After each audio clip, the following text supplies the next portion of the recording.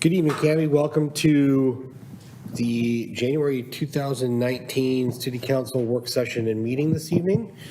Tonight, first on the docket is having a conversation for the council on system development charges and the update process. And I'll turn it over to Eileen. Thank you, Mayor and Council. Dawn will. Microphone on. I will turn my microphone on. Dawn will introduce our speakers tonight, but I just wanted to just say something ahead of time, and that is that this is really, I know the council has been interested in wanting to have a work session on park SDCs or park maintenance fees specifically. This is the first in a series of workshops that will eventually, when we get to the end, hopefully you will know a lot more about our park system or especially the new counselors will know. Tonight is really going to be about an education on how SDCs work and some policy issues that we have for you. So while we'll touch on park SDCs, this is a broader workshop, or work session topic than just that. The next thing I would like to do is have that work session when staff is ready on park maintenance fees.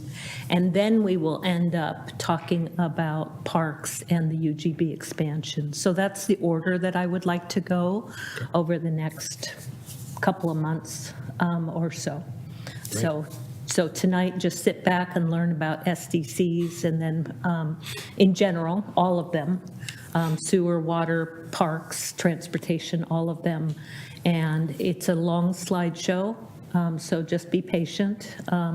Please, if you could hold your questions until the end so that we can get through it. I want to make sure that we have time to be able to get through all the material. So with that, Dawn, if you would.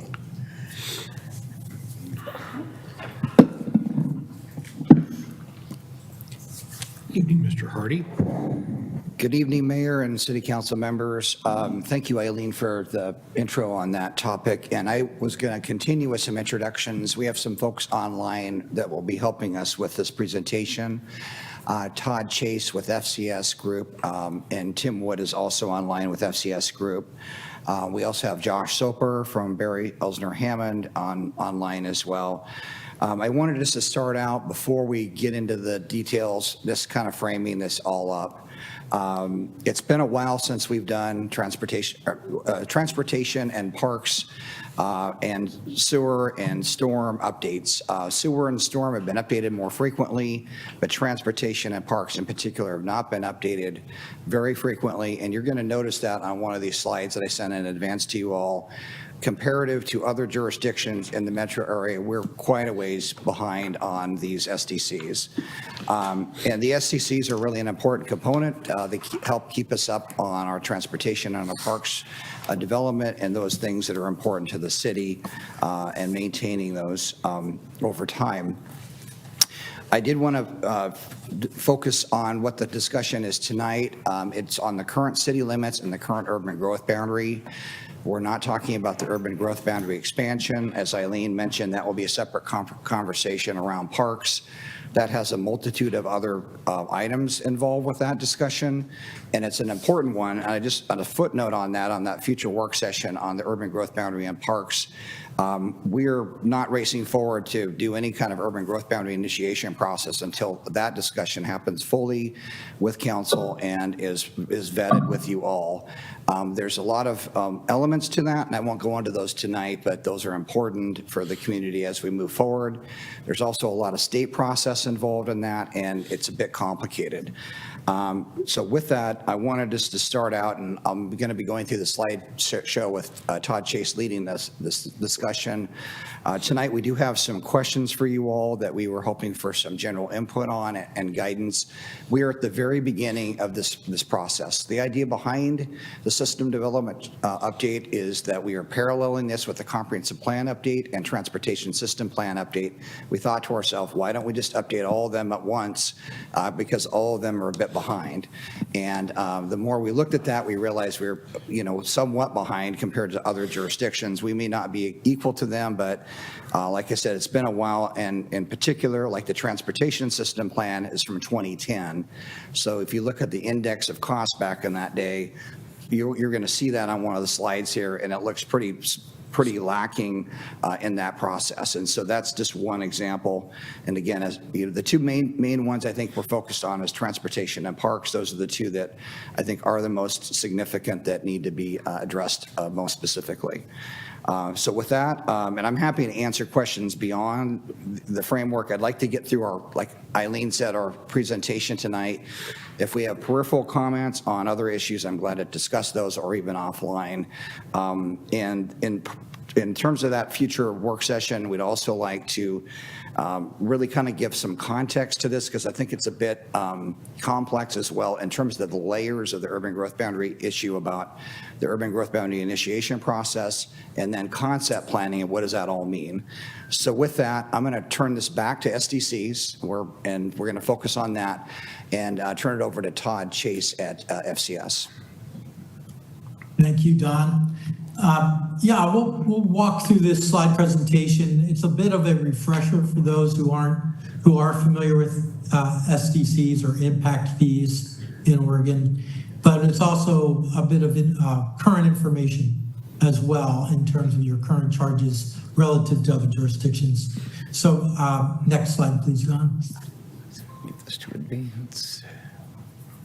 And it's nice to do this again. I managed the last update for transportation and parks for the city of Canby back in 2017 or so. So it's good to be back and see how the city is evolving, changing, growing, and carefully planning for the future. We're going to cover transportation, parks, sanitary sewer or wastewater, and storm sewer. Water is handled separately by the Canby Utility Board, so the city really doesn't create the water SDCs for the city. So these are the ones you can control. We're going to talk about some policy issues tonight. We're going to have that discussion Don mentioned towards the end. We're going to focus on your current SDCs. We're going to talk about whether or not you think it's appropriate to have multiple districts. Right now you have one uniform SDC or rate throughout the entire city. Some cities have chosen to have multiple districts, such as one district in their downtown, one in kind of the more mature portions of the city, and one in the urbanizing portions of the city. So that's certainly an option going forward. And Todd, just maybe just to clarify, so we've always had one district so far, and we may just need one SDC district, but some jurisdictions break it into multiple districts. And so just as a thought, and that's towards the end, we'll be asking for some input on that. Would there be some advantages of having some specialized districts, having more than one system development charge district in the city? Yeah, that's the question. We will talk about potential for adding non-residential STCs for parks. Well, you do that currently, but do you want to continue that practice? Some cities want to move away from that just as a way to encourage additional commercial and industrial development in their cities. So that's certainly an option. And scaling your SDCs by home size is another good practice. We're doing this throughout the state now and in Washington as well, and in other states as well. And it seems to be a more equitable way to charge SDCs so that they're scaled based by system demand. And system demand is driven by the number of people typically within a dwelling unit, and the number of people tends to go up as the units get larger in size. So we'll talk about that tonight. And other policy options that you may want to discuss. Next slide, please. So the key characteristics of SDCs, they're a one-time charge. They are not an ongoing utility rate. They are paid at the time of a development building permit application that increases the use or intensity on a parcel of land. So existing residents do not pay SDCs or impact fees. Only developers or folks that want to subdivide their property and build additional, say, housing units on their site. They are available in Oregon for water, wastewater, stormwater, transportation, and parks. You're currently charging all those facility types. They are for capital only, not for operations or maintenance. And as we'll talk about in the next few slides, they can include a reimbursement fee for existing facilities that you've already paid for and constructed that have remaining capacity to handle future development. And they can include planned future facilities that have been identified and adopted as part of a project list, either part of a master plan or part of a separate list cities adopted. And SDCs are for system facilities, not local. And what I mean by that is when we're talking about transportation, we're not really talking about neighborhood streets. We're talking about collector streets, arterial streets, and intersections. And we're talking about water and sewer lines. We're talking about pump stations, and it's typically lines over 12 inches that would be considered a main line or trunk line. Next slide, please.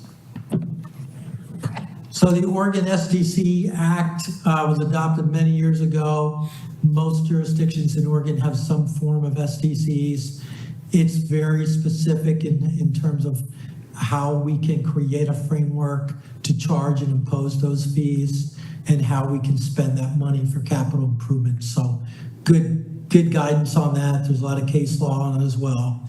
And so I think if anybody wants to read the statutes, we'll certainly provide it in our information going forward.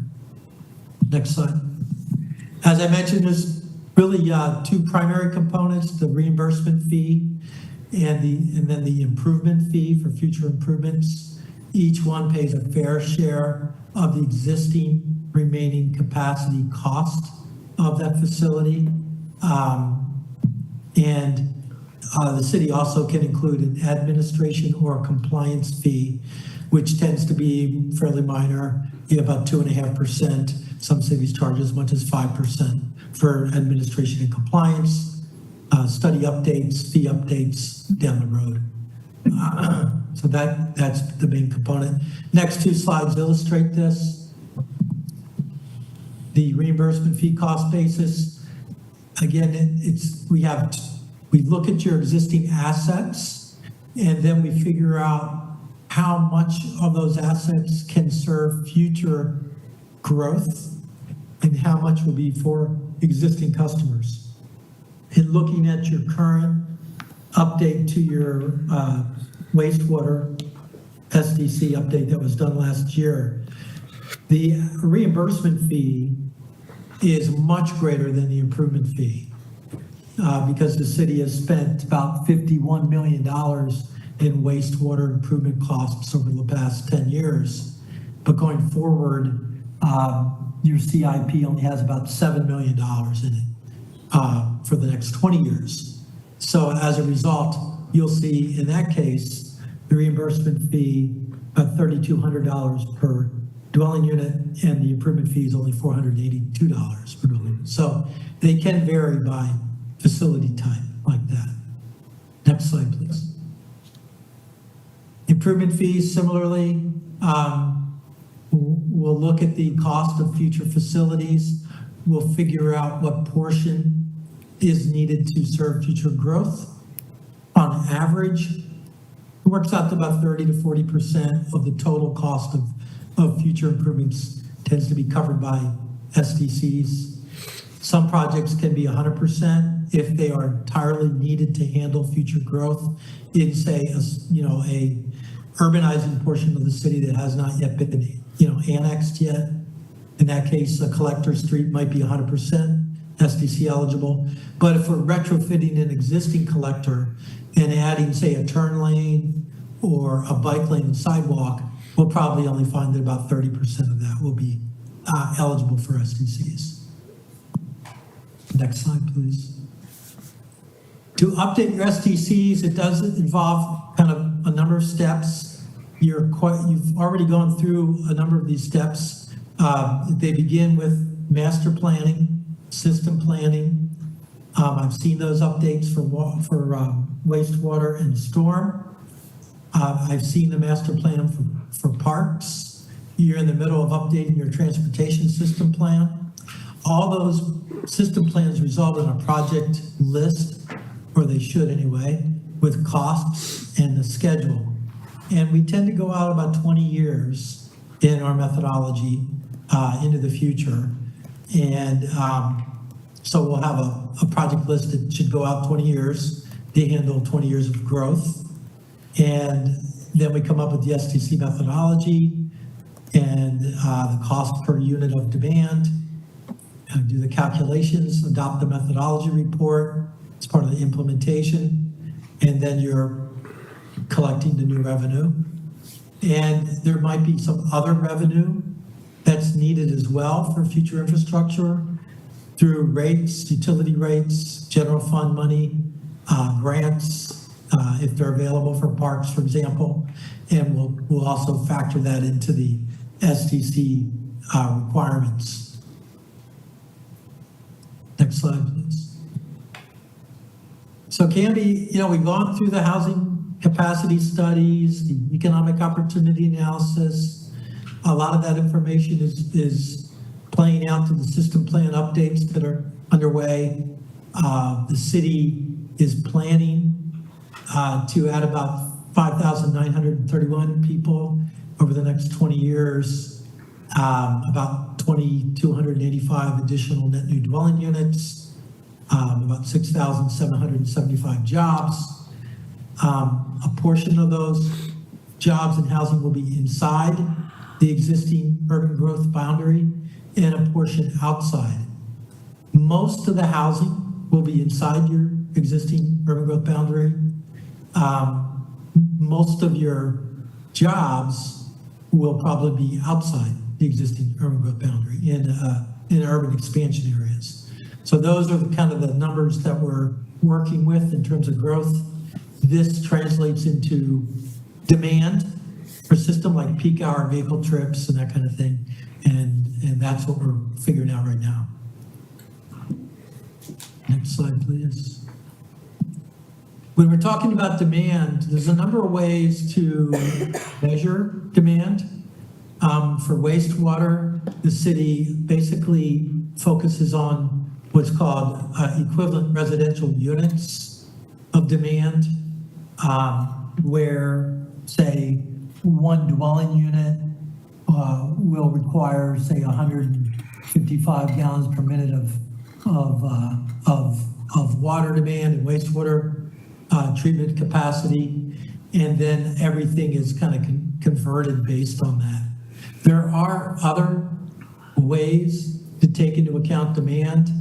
We'll talk about fixture units. There's a count of fixture units by dwelling unit type and size that can be a measure of demand. Certainly the meter size is a factor as well. For stormwater, your current methodology is based on equivalent length net daily vehicle trips, and that is derived from your current transportation system plan and TSTC methodology. And that's also the basis for demand for your transportation SDC as well. For stormwater, we tend to also consider impervious surface area added per unit of development. And say a typical house on a 5,000 square foot lot might have 2,000 square feet of impervious surface area. And so when we measure that, we can kind of vary that by dwelling unit type and also charge commercial based on impervious surface area added based on their parking area, roof area, and that kind of thing. So there's different ways to measure stormwater demand. Right now, you focus on vehicle trips as a measure of demand, which is fine, and it's a good method. A lot of jurisdictions depend on that, so there's nothing wrong with it. Just that I see a lot of jurisdictions gravitating to impervious surface area. For transportation, again, you're focused on average equivalent length daily trips by land use type, single family, multifamily, commercial, office, industrial. They each have different vehicle trip generation numbers. Some jurisdictions focus on peak hour vehicle trips, PM peak hour, because that's really what you're designing your system to handle, that PM peak. So that becomes the basis for their charges. But, or you can use person trips. Person trips is a function of vehicle trips and the number of people in a vehicle and the number of people biking and walking as well, because you're building multimodal facilities. So that's another way to measure demand. Parks, you take into account dwelling unit types and number of employees by land use type currently. Both methods are fine. We like to focus a bit more on maybe the kind of, instead of number of employees, but the cost per square foot of the type of business establishment based on the number of employees. Don't want to penalize them for hiring workers, but if they're going to add building square feet, we recognize that might generate additional overall demand for parks, because their employees will, and their visitors might use parks during their lunch hour, before or after work. So those are all ways to measure demand. Next slide, please. So a number of policy options we're going to get into tonight just for discussion. We'll bring this conversation back to you in a couple of months, hopefully with some more preliminary numbers, with kind of real numbers, draft numbers for the new SDC rates for transportation, or maybe not transportation, but for at least parks at that point. Your current SDCs per residential unit for parks, sanitary sewer, storm transportation total about $14,693 per single family home. This excludes water. Water adds about another $11,230 to that number. Your current multifamily STCs are $12,982. Mobile homes, $10,757. Non-residential tends to vary, as I mentioned, by the type of use being added. So it's hard to compare that directly. But in the next slide, we'll show you how that compares to other jurisdictions. So there you go. So right now, Canby, it's been a while since we've updated these fees, right? And we are on the low end of the range of most of the jurisdictions we've surveyed. The high end of the range is now between Wilsonville, Frog Pond West, and South Hillsborough Area 2, up about $51,000 to $55,000 per dwelling unit. Some of the communities around us, like Molalla, Silverton, just a little bit higher than we are. I know King City has recently updated their fees. Are they on here? Yep, there they are. So theirs are pretty current. It's about $40,000 per dwelling unit. There's a lot of demand for new housing at that rate in King City right now. So that, that's certainly not tipping the scale too far in the marketplace at about $40,000. When we get up to the South Hillsborough number or the Frog Pond number, what we're seeing being developed there are basically multi-million-dollar homes, Street of Dreams stuff. and high-end townhomes, that type of thing. Not a lot of middle housing, if you will. Next slide, please. So that excludes water. When we add water, it goes up, as I mentioned, to about 26,000, slightly above Silverton now, about equal with Malala, a little below North Plains, Cornelius, Forest Grove. But still, we have little room to move there. Next slide, please. So the key policy issues, and these are where your Q&A will come in handy tonight. We don't have a improvement fee cost basis yet for parks and transportation. We have one for wastewater and stormwater, but we're developing that for parks and transportation now. I don't know what the schedule is on that, Don, exactly, but you could probably let us know what your thoughts are. I know DKS is working on the TSP now, and the parks list is something we'll probably need to come back to next meeting. And Todd, just the TSP portion of that, the list should be beginning of April. I think somewhere in there we'll have that information. Great. Yeah, so April's about when we'll come back then, April. Reimbursement fee cost basis, again, if we have some recently built roads and parks that can serve future development, future growth, we want to call those out and consider a reimbursement fee. You don't currently have a reimbursement fee for transportation or parks. You have the option of including one. It drives your fees up a bit. And that's one reason why South Hillsborough is so high. They've built so many roads in the past 10 years. They've added that reimbursement fee to their transportation SDC, and it's really increased it quite a bit. Level of service for parks, I'm going to talk about that in the next few slides. We can talk about units of demand, whether you want to consider some other options there we talked about. Do we still want to include the non-residential parks STC going forward? When we do our math and calculations, we can come back to you with what that rate would be, because we'll basically shift the entire burden to the residential side of the equation. So that would increase the residential STC a bit if we don't have a non-residential parks STC. But that's something you might want to consider to make it a little more competitive in Canby to build hotels, offices, and industrial space there. The additional districts, there's advantages and disadvantages.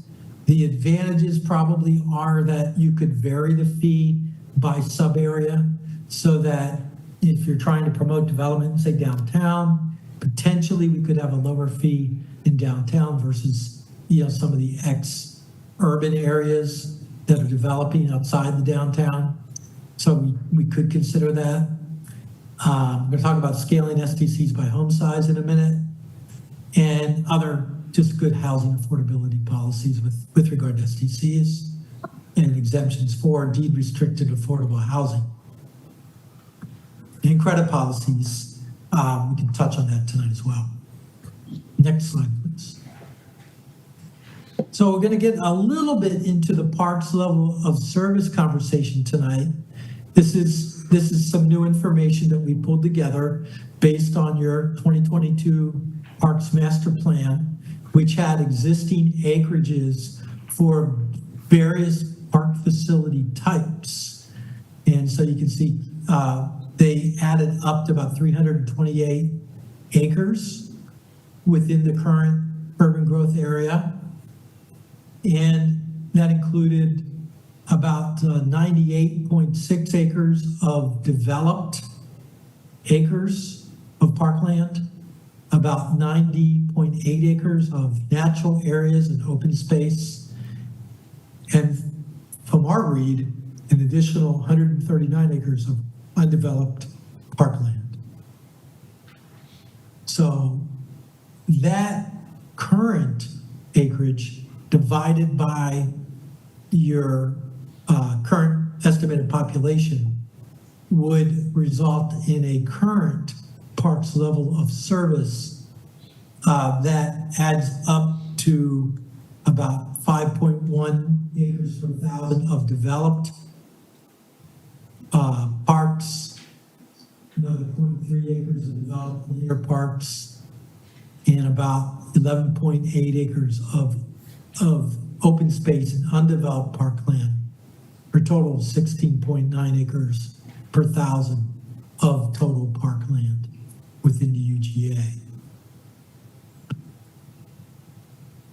The policy level of service that we've been talking about last year and was mentioned, I believe, in the master plan is 10 acres per thousand of, developed and undeveloped parkland, from what I understand. So policy level of service appears to be below your current level of service, which is fine, but we can prepare your SDC methodology by either assuming your policy level of service or by assuming your current level of service, or some hybrid of where you'll be in year 20. So there's like 3 different ways to prepare your STC rates for parks based on what we've done in other jurisdictions. That's fine. We can bring all 3 back to you as a council. We can have a discussion about those different options and what it means to the actual future of additional parkland requirements. But if we add about 5,931 additional residents, that means we're going to need about 30 or so developed parks added and another 28 acres of natural areas and open space. And depending on which policy we go with, between 1.7 and 4.7 miles of developed trails. So you can see there's going to be a conversation about this at our meeting in April. Well, we'll come back to this, but let's roll through this. So next slide, please. Now we're going to talk a little bit about scaling the SDCs by home size, which is good practice. It's a requirement now in Washington State that all jurisdictions do this. Yeah, Oregon has not made it a requirement, but it's something that is now a requirement in Washington. So we're doing this quite a bit in the state of Washington now. What we found is that generally speaking, based on census data, and we're waiting for the 2020, is it 3, Tim? I think census data to be released, where we'll have more current data. But basically, there is a logarithmic relationship between number of occupants in a home and the size of the home. And it generally goes up. Number of occupants generally increases as the home size get larger, but that rate of change gets far lower when the homes are above, say, 2,500 square feet. That's where the statistics begin to kind of fall apart a bit. So some jurisdictions have decided to cap their SDCs at like 3,500 square feet and not allow them to increase for homes bigger than 3,500 square feet. Other jurisdictions have just reduced the rate of increase for homes over, say, 3,000 square feet compared to homes between 500 and 3,000 square feet. There's different ways to interpret this information. And they can all have a bearing on your next update in methodology. And by the way, this is for the entire metro region, 7-county area. It's not just, Clackamas County, but that's the data we've been using. Next slide. Similarly, with fixture units by home size, same type of relationship. It's a little more kind of linear, where the number of fixed units increases as the homes get bigger. You would expect that. So again, the smallest number we found is about 17. At about 3,500 square feet is close to 30. And so that's another way to vary SDCs for wastewater by home size. Next slide, please.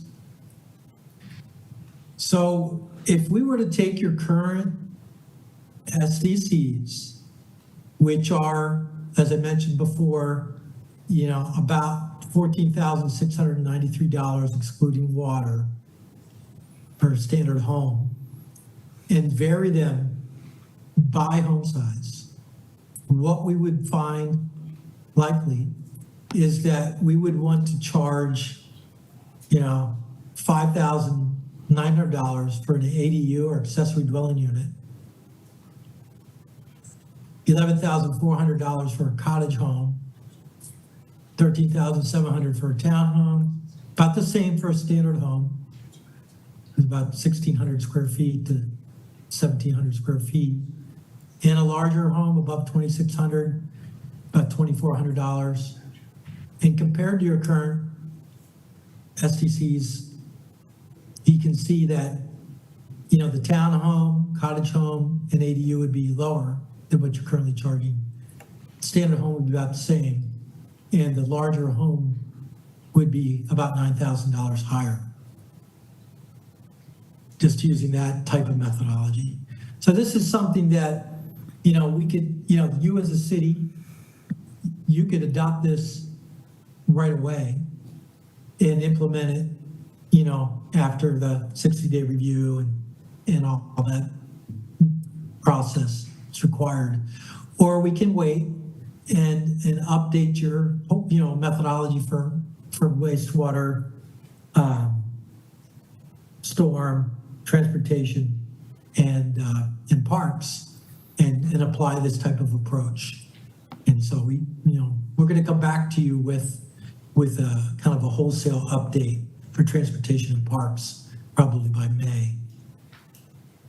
Next slide, please. So the questions tonight basically are around 4 areas. The district idea. Do you think it makes sense to explore multiple districts? If so, as Don mentioned, we're at the very beginning of this process, so now's the time to have us go do that homework on multiple districts. That requires basically creating a project list for each district, creating growth assumptions for each district. It does require more administrative time for the city to track credits by district. So it is a bit more burdensome for your finance department and planning departments to have multiple districts, but at the same time, it might be consistent with a strategy you're thinking about. Scaling the SDCs by home size, I look forward to hearing your questions about that. And then, adjusting the SDC for affordable housing. We're talking about deed restricted. If so, at what level? These are questions that become policy options. If you do have, say, a construction excise tax for affordable housing, we can use that revenue to buy down or pay for the STCs for affordable housing developments. If you don't have that, we can use urban renewal funds to pay for affordable housing STCs. So there are different approaches cities can apply to affordable housing. And anything else you want to talk about. So that basically is it. Sorry if I ran long, but I look forward to your questions. And Todd, thank you. And just maybe before we dive into the questions, some of this plays into the housing production strategy as well, which we still need to adopt as a city, and that comes out of the housing needs analysis and the strategies that we would be addressing to address affordability for all income segments of the community, and that's something we still need to do through the state process as adoption. So this does dovetail into that discussion as well. And there'll be another work session on the housing production strategy as well, speaking of that item, and that would be obviously one of those items that we would get credit for if we were to do scalable SDCs by home size, or if we had targeted STC reductions for, let's say, a certain percent of median family income that was needed to be in a more affordable range. And other communities are doing these by contract, and that again is not for discussion tonight in terms of that detail, but just to let you know, there's some other discussions at Housing Production Strategy. That process will dovetail into this. So we're just going to take a pause here and have you all, if you've got questions, we're glad to answer those, but we're hoping to at least get some feedback on those items that Todd mentioned. Great. Todd, thank you very much. And thanks, Don. I appreciate that. Councillor Davis, your hand is up. Thank you, Mayor. And Todd, thank you very much. And Don, thank you for your work on this. Great presentation. I do have a few questions. The last option that you presented did not include any type of commercial growth. I assume that if the council were to decide to leave commercial paying the STCs, then that would help drive down the cost on the residential. Todd, can you speak to that? Well, yeah, we are just showing you what the current SDC rates are in the city and what it would result if we scaled them. Yeah, when we come back to you with a new methodology, we will include non-residential growth. Typically, the transportation system plan work in the modeling that's done, for example, for traffic, will come up with a net new change in peak hour vehicle trips over 20 years. And it takes into account both residential and non-residential trips that either originate or terminate in the city. And then once we know that, we can take the cost basis and divide it by the change in trips to come up with a cost per trip. And then, depending on the type of development that comes forward, whether it's residential or non-residential, they're going to have to pay that cost per trip. Now, there are ways we can kind of reduce that cost per trip for certain types of commercial development, non-residential development, and we can scale it for residential development. So we're going to, for example, there's something called linked trips. So not every trip is just to and from a destination. Oftentimes, you'll make multiple stops on a trip if you're in a car. You're picking up the kids, you're gonna go to the dry cleaners, you're gonna go to the store, pick up some groceries, come home. So, the shopping center gets a discount, because of this linked trip factor. So yeah, we're gonna certainly have a non-residential fee component. And if we do look at options with and without that for parks, you will see a change in the STC rate for residential when we don't have that for parks. And Councilor Davis, so Todd, we will come back with the commercial and industrial rates as well. I mean, we are focused on, commercial and industrial, not just the residential as a future discussion, correct? We'll be diving into that. Yeah.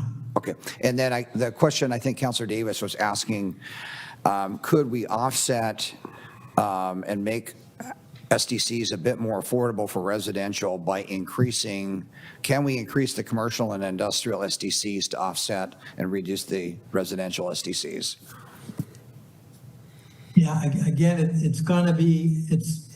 we're going to have to make it the cost per trip, regardless of what type of development occurs, for transportation. And there are ways you can vary it by development type.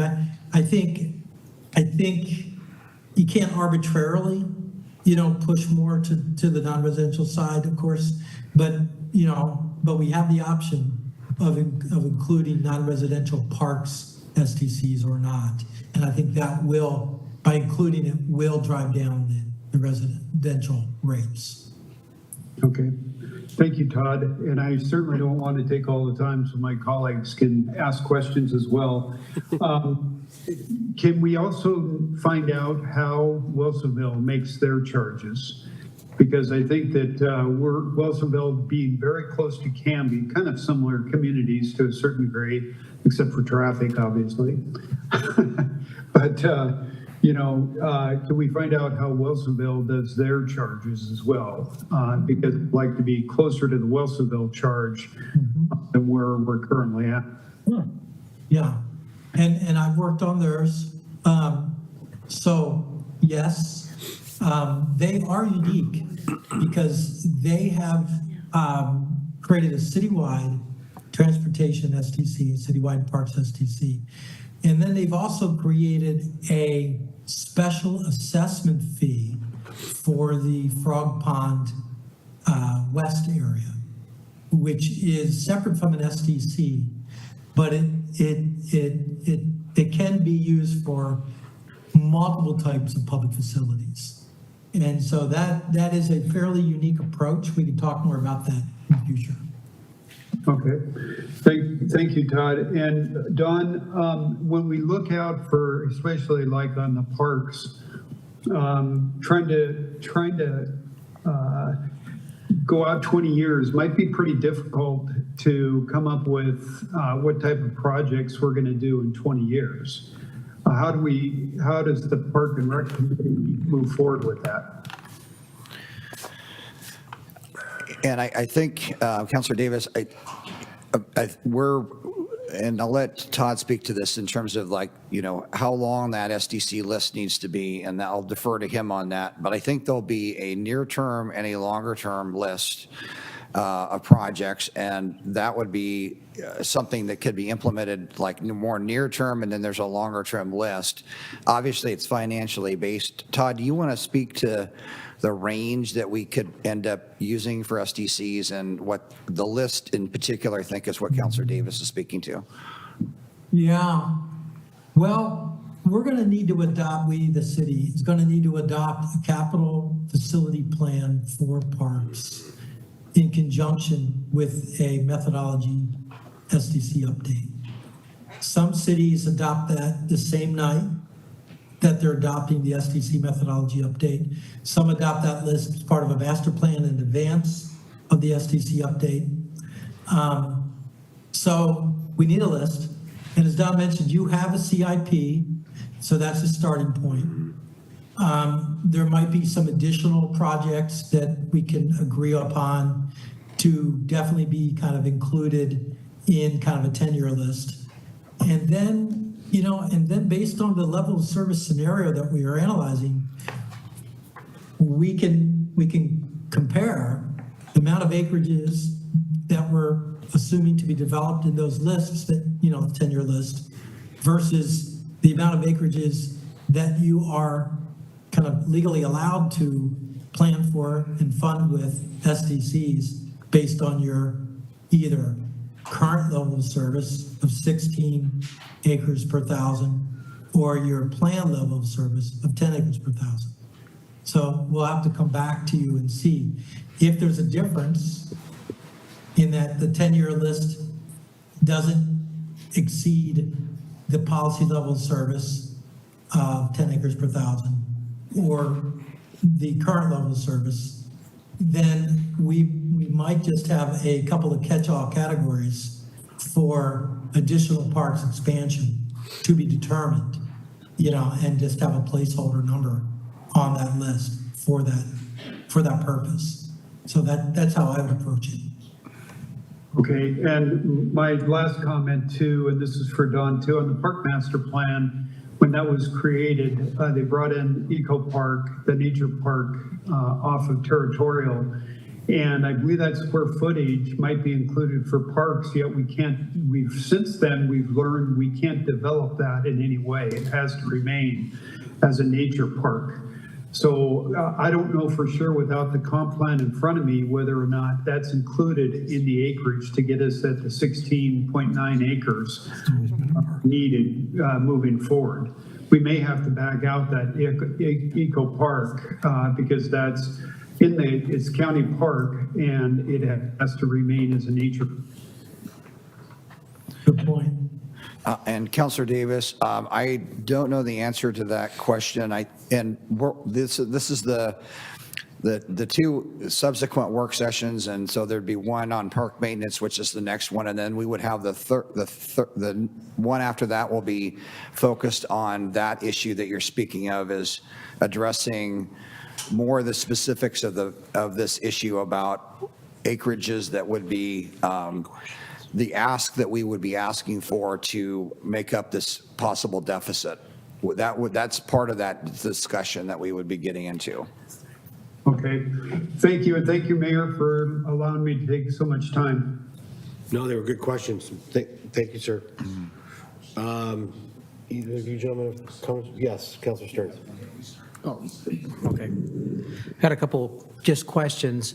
So right now, we're talking about basically a tax on all new buildings, correct?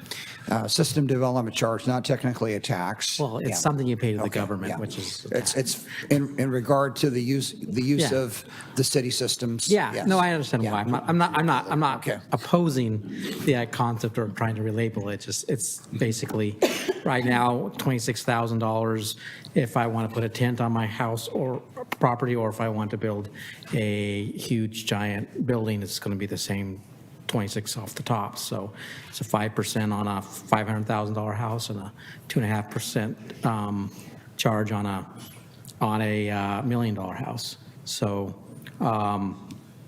so the first question I have is,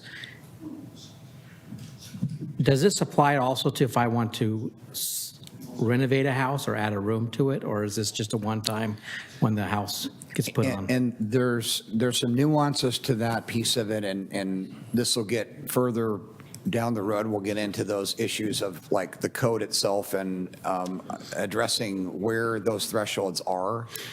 Technically, anything that increases the demand on the public system should have a system development charge with it. But we will have some questions of council as to what that is. If you're adding one bedroom, does that make a difference or not?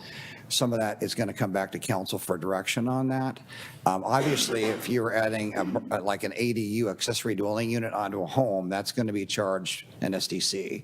But very small additions, or if you're not increasing the footprint but rearranging the rooms, those would not likely require an SDC expense. Okay, so I guess my comment on the thing is, although we can debate on how we call it, in my mind, I'm a tax guy, so I think of things as taxes. So right now, if I have a 10% tax on a $260,000 house and a 5% tax on a $500-something thousand house, doesn't this encourage larger houses rather than smaller houses as far as price-wise?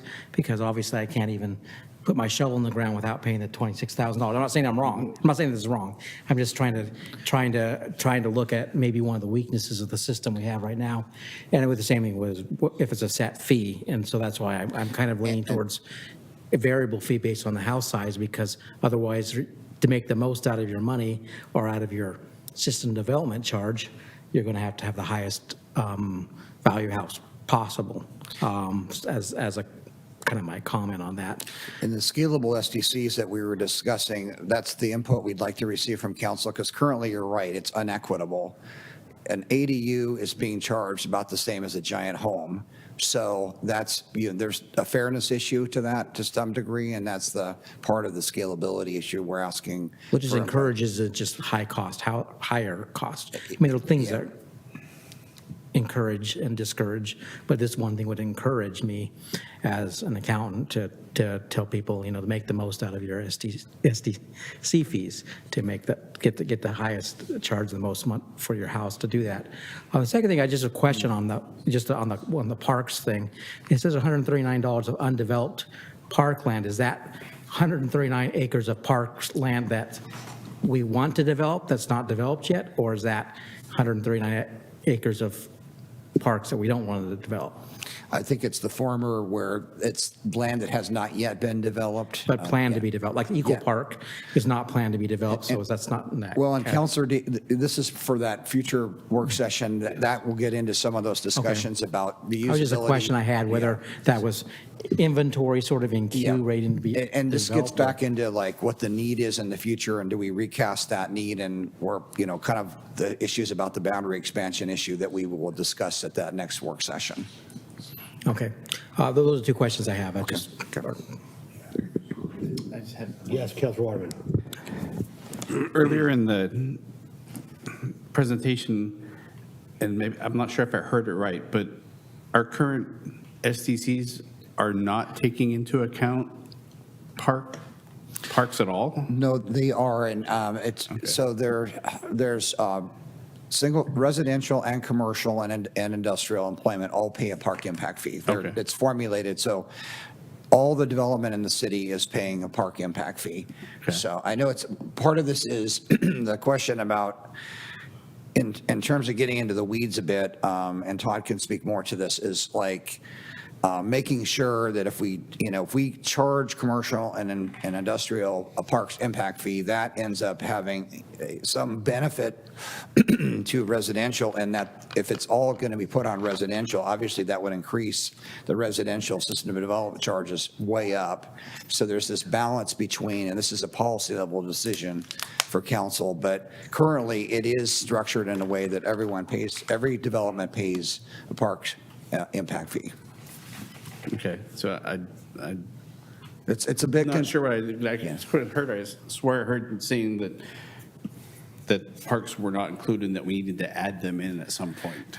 I think it's just because they had one fee for without parks and they added parks on. So it's like 15,000 for the, for everything but the parks, and then they added 11,000 after that. I'm rounding the numbers, by the way. Okay. So They're paying it currently, and I'm sorry if there's some confusion on That's that. okay. Yeah. Teresa, can you go back to the slide, or Don, can you go back to the slide that had the questions that you wanted up there? Yes. Or you needed some answers on from the council? Because we are, again, running out of time here for our work session. Yep, okay. So maybe just going through these quickly. That's what I wanted to Yeah, do if here you- real if quick you with the guys- council is, so the question on SDC district or SDC districts, there is an appetite on my end here to just try to understand what does that look like? And then what are the pros and cons to having a district versus just a blanketed set of SDCs across the city? And then scaling SDCs by home size, I think you heard from Councilor Stearns that is something that is at least an interest to him. It is to me as well, because I agree I think the only way that we're going to be able to get development of houses in our community that we'll say 900 to 1,200 or 1,300 square feet is having a sliding scale SDC charge. But within that, though, I want to also explore what is that going to look like in terms of using SDCs as a leveraging tool for development, whether that be smaller homes or smaller developments in that regards, but also in regards to as we look at the business piece. And then I think that kind of scale slides into the third one there, adjusting SDCs for vetted affordable housing types. I think that is something that kind of fell into that conversation.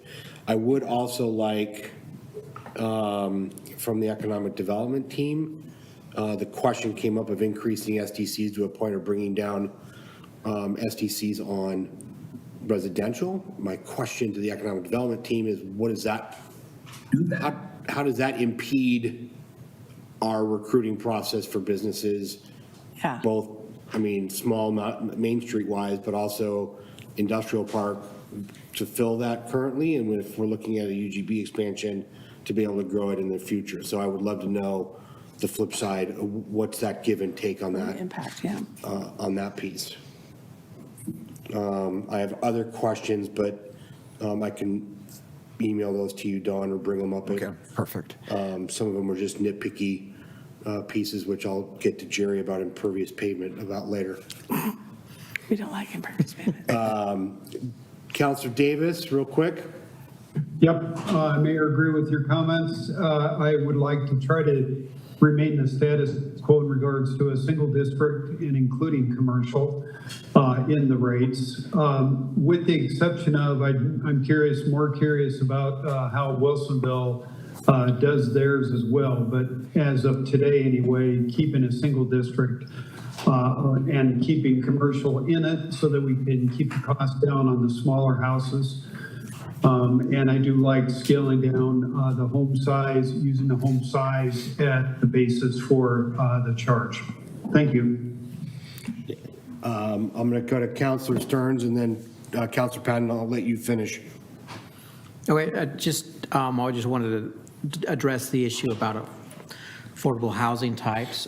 In general, I think, and we can discuss this later, but I'm sort of opposed to, in general, putting a stamp on a development and calling it affordable housing, because what I see happening, and I've seen happen in Canby and a lot of other cities, is that forever stamps that neighborhood as low-income neighborhood. And I would love to have housing that would be, in a sense, maybe start out as low income, but also be able to transition to outside, so that you're not just having the neighborhood, that we have, some of it in Canby, I'd say 250 South Locust, Maple and Township, perhaps Cedar and Fourth, those things like that, where you have these, and I'm not sure they're all low house, but I suspect they are.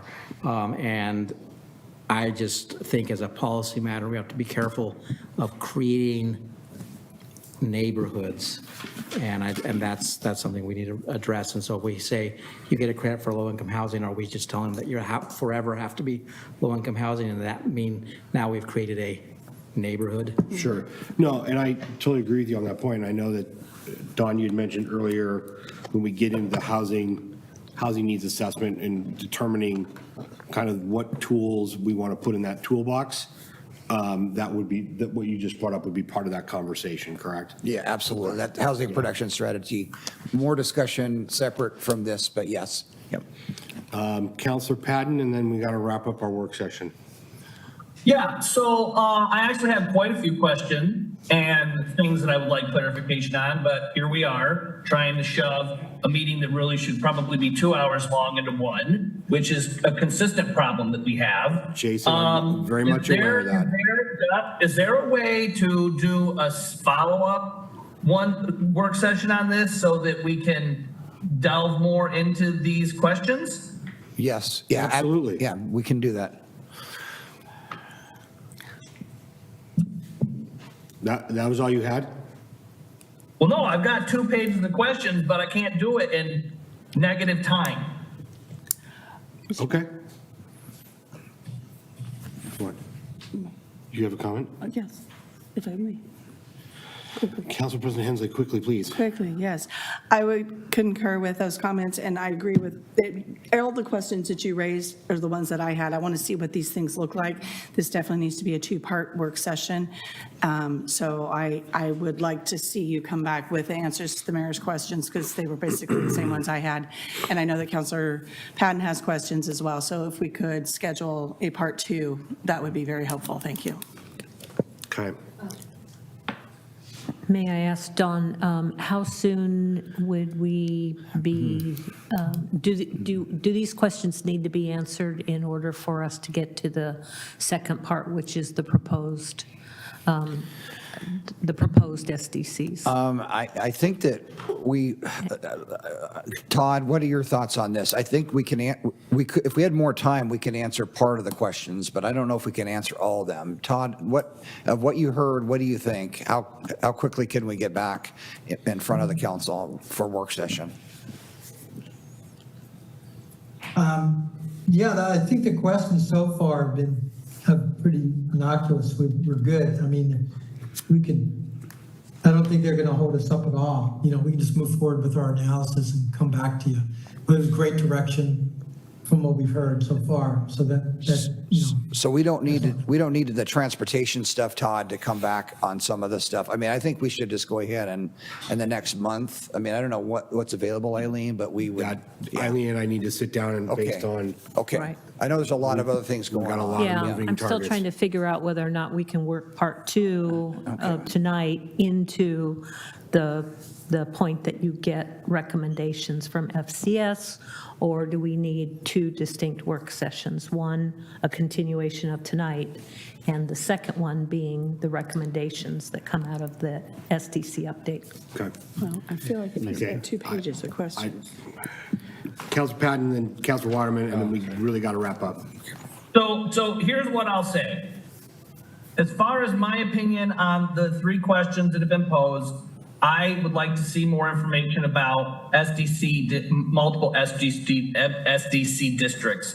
If it means that we can do one that's specifically for building growth within a future industrial park or something like that, what the benefits and pitfalls are of that. I 100% believe that we need to do scaling of SDCs per house size. I also feel that everybody has to pay the fees. We have got to charge businesses and non-commercial or non-residential those fees. And as I understand it, we can't weight those fees towards those people to try and save a bunch of money for the houses because it's done on a particular calculation. And so that stuff is more regulated. As far as adjusting the SDCs for vetted affordable housing, I also would like to see that because we need more affordable housing in the city of Canby. We are short on it and we need more. And just to give you an idea, just some of the questions I got is like, regarding, it sounds like we could like maybe pay ourselves back for future work out of the general fund. Is that true or not? Regarding the existing fees, how we stack up to other things. I had some questions about that. Yeah, I had other questions, but you just figure it out. Yeah, Jason, we'll get something scheduled sooner than later. Councilor Waterman, go ahead.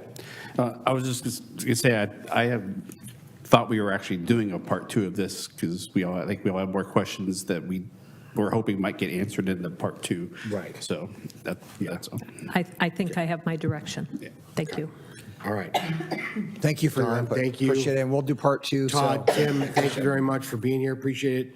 If you've just walked in, we are just finishing a work session. We haven't even started the fun festivities of the evening yet. So since we're finishing, we are going to take a pause for council to refill water bottles and things like that. So I will adjourn our work session for the time being. And council, please, let's be back in like 3 minutes.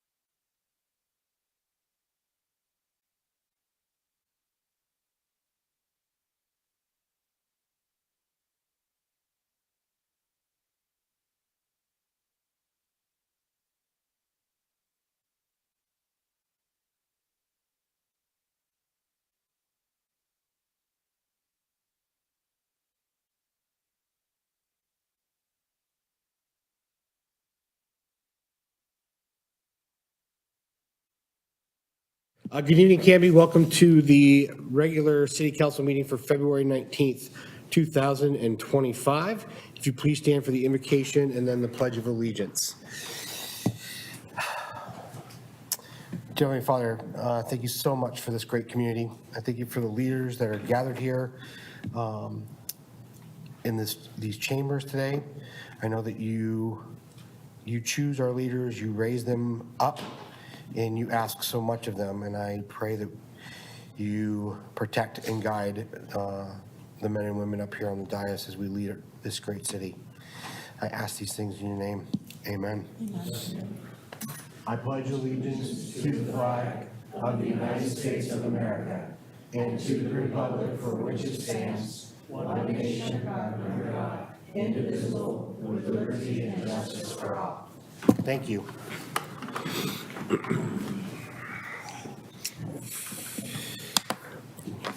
So we have a few of our council members online tonight. We've got Councilor Patton and Councilor Davis with us, but not with us. So thank you, gentlemen, for diving in. Councilor Maldonado, good to see you. As I stated, we did start our evening at 6 o'clock with a work session on very much just dipping our toe into a conversation on system development charges as our city grows, what we're going to need to be able to fund some of that growth. So a ton more to come on that. Next on the agenda is new employee introductions. Eileen, do we have any this evening?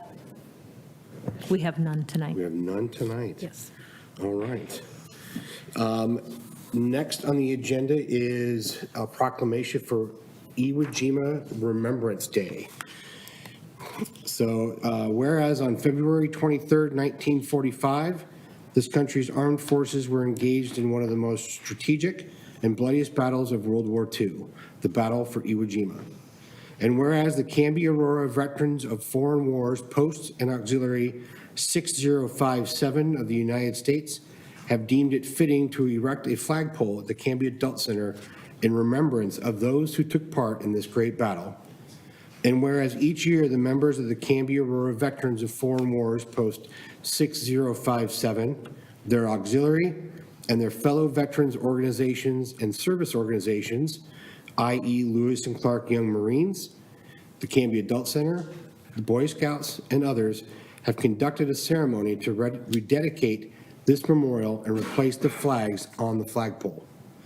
And whereas the flagpole located at the Canby Adult Center is the only memorial in the city of Canby dedicated to our veterans who made such significant personal sacrifices during World War II in defense of this great nation. Now, therefore, I, Brian Hodson, by virtue of the authority vested in me as the mayor of the city of Canby, do hereby proclaim February 19th, 2025 as Iwo Jima Remembrance Day. And I further call upon the members of this community to join in commemorating this great event and celebrate the 80th anniversary of the end of World War II. Given unto my hand this 19th day of February 2025 in the great city of Canby, Oregon. And I think, Scott, people here.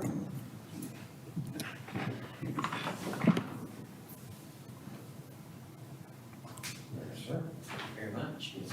Take long to say a few words. Sure. Need you to go to the table there for me? Oh, I'm loud enough. We're all. It's for the TV viewing audience. Oh, it is, okay. Yeah. All right.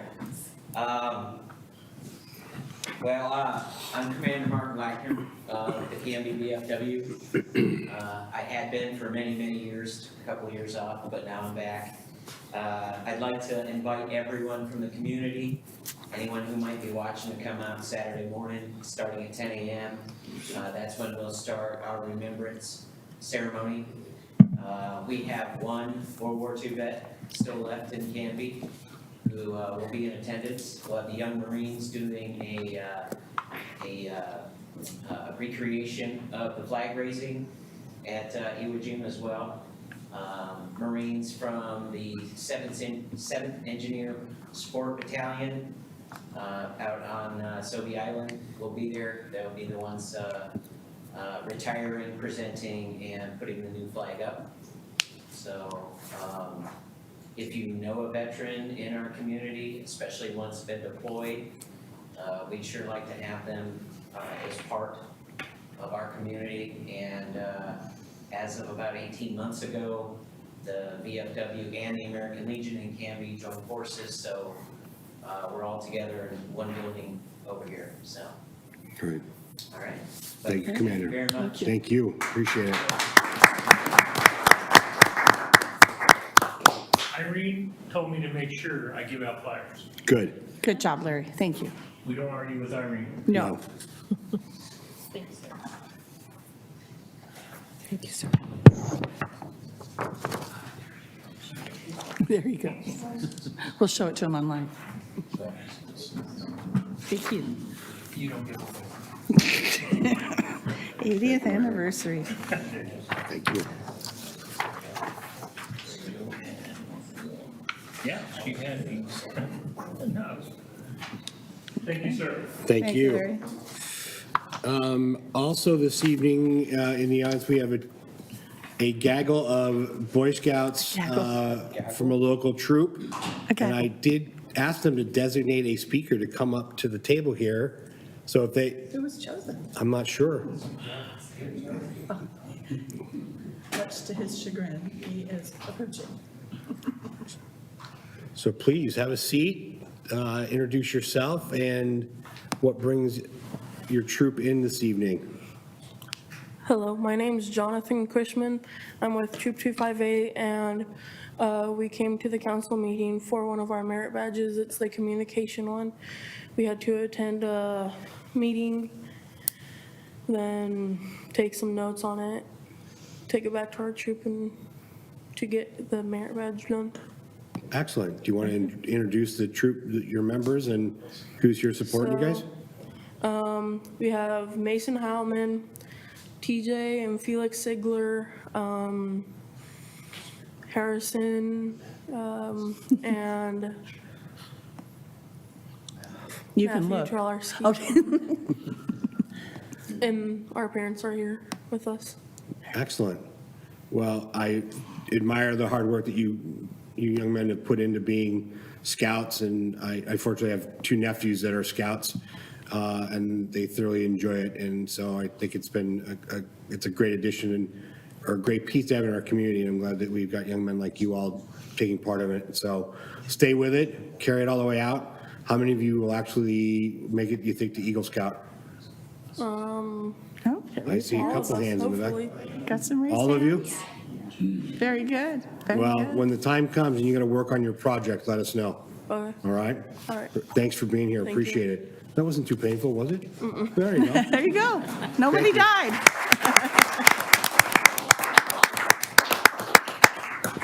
Just so you know, I'm an Eagle Scout. Are you? I didn't know that. Well, There we go. that's awesome. No. Be Eagle Scout, you too can be a counselor.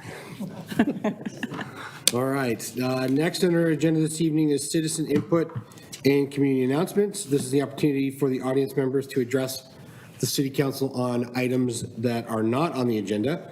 If you are attending in person, please fill out one of these great yellow cards. They're on the back podium, right there behind our scouts. If you fill it out, please bring it up to our deputy city recorder, and she will make sure that I get it so that you get your time. I please ask that you keep your comments to 3 minutes or less.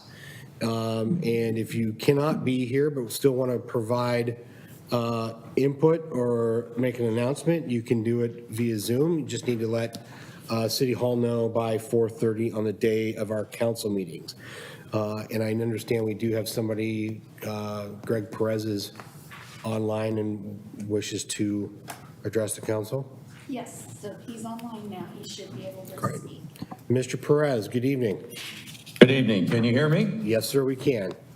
Okay. Good evening, city staff, councilors, and mayor. I'm Greg Perez. I live at 121 Northwest 12th Street in Canby. Tonight, I want to say a few words and share information I have gathered from the citizens of Canby. I'm going to be short and direct. First off, to be a city councilor, you need tough skin to play in this game, so don't take anything I say personal. On the council, a few have been in leadership positions in their lifetime, and it shows. Over the past years, our city council has been on a roller coaster ride and has faltered in many ways. For example, the hiring process of some employees in City Hall who have turned out not to be the person you interviewed. The experience they have given you doesn't fit in running the city of Canby. The shortfalls in the hiring process is a mess from within. In the future, the hiring process should be held by a hiring committee and not all city councilors. The quality of applicants that have been hired in the past years are not meeting the threshold of moving Canby's future forward. On another note, the work from home situation is an ongoing issue stated by the community's response. The work from home was put in place as a temporary step for the COVID situation we faced. Ladies and gentlemen, the COVID we faced is at that time is over. But millions and millions of dollars of taxpayer dollars have been spent in the city for the city hall. And as a community, we didn't build it to have empty spaces not utilized. It takes a leader in this city to get the workers back on premise. This information I got from the HR site on the City of Canby, Article 39. It is the city administrator's job to make this happen. Some hearts may be broken because they may have to return to work on premise. However, they weren't hired to work from home in the first place. A real leader needs the fortitude to make many decisions, whether they be small or major. If that is not happening, maybe it's their time to move on. This may be the year or next year that we will not see the familiar faces you see here today. Everyone on the council and the city must give 100%, make smart decisions, be professional at all times in order to keep our city moving forward and safe. If this is not you, then it's time to move on for the sake of our city. Thank you. Thank you, Mr. Perez. Appreciate that. I would wait and address your comments on the work from home piece because there's two other gentlemen here that want to address the council on the same issue. So thank you, Mr. Perez. Appreciate it. Thank you. Mr. Galitz and then Mr. Reif. Thank you, Mayor. Hello, sir. My name is Keith Galitz. I live at 1294 North First Street here in Canby. I understand that work from home is necessary during COVID. However, we're now past that, but employees are still working from home, as I understand it, 4 days a week.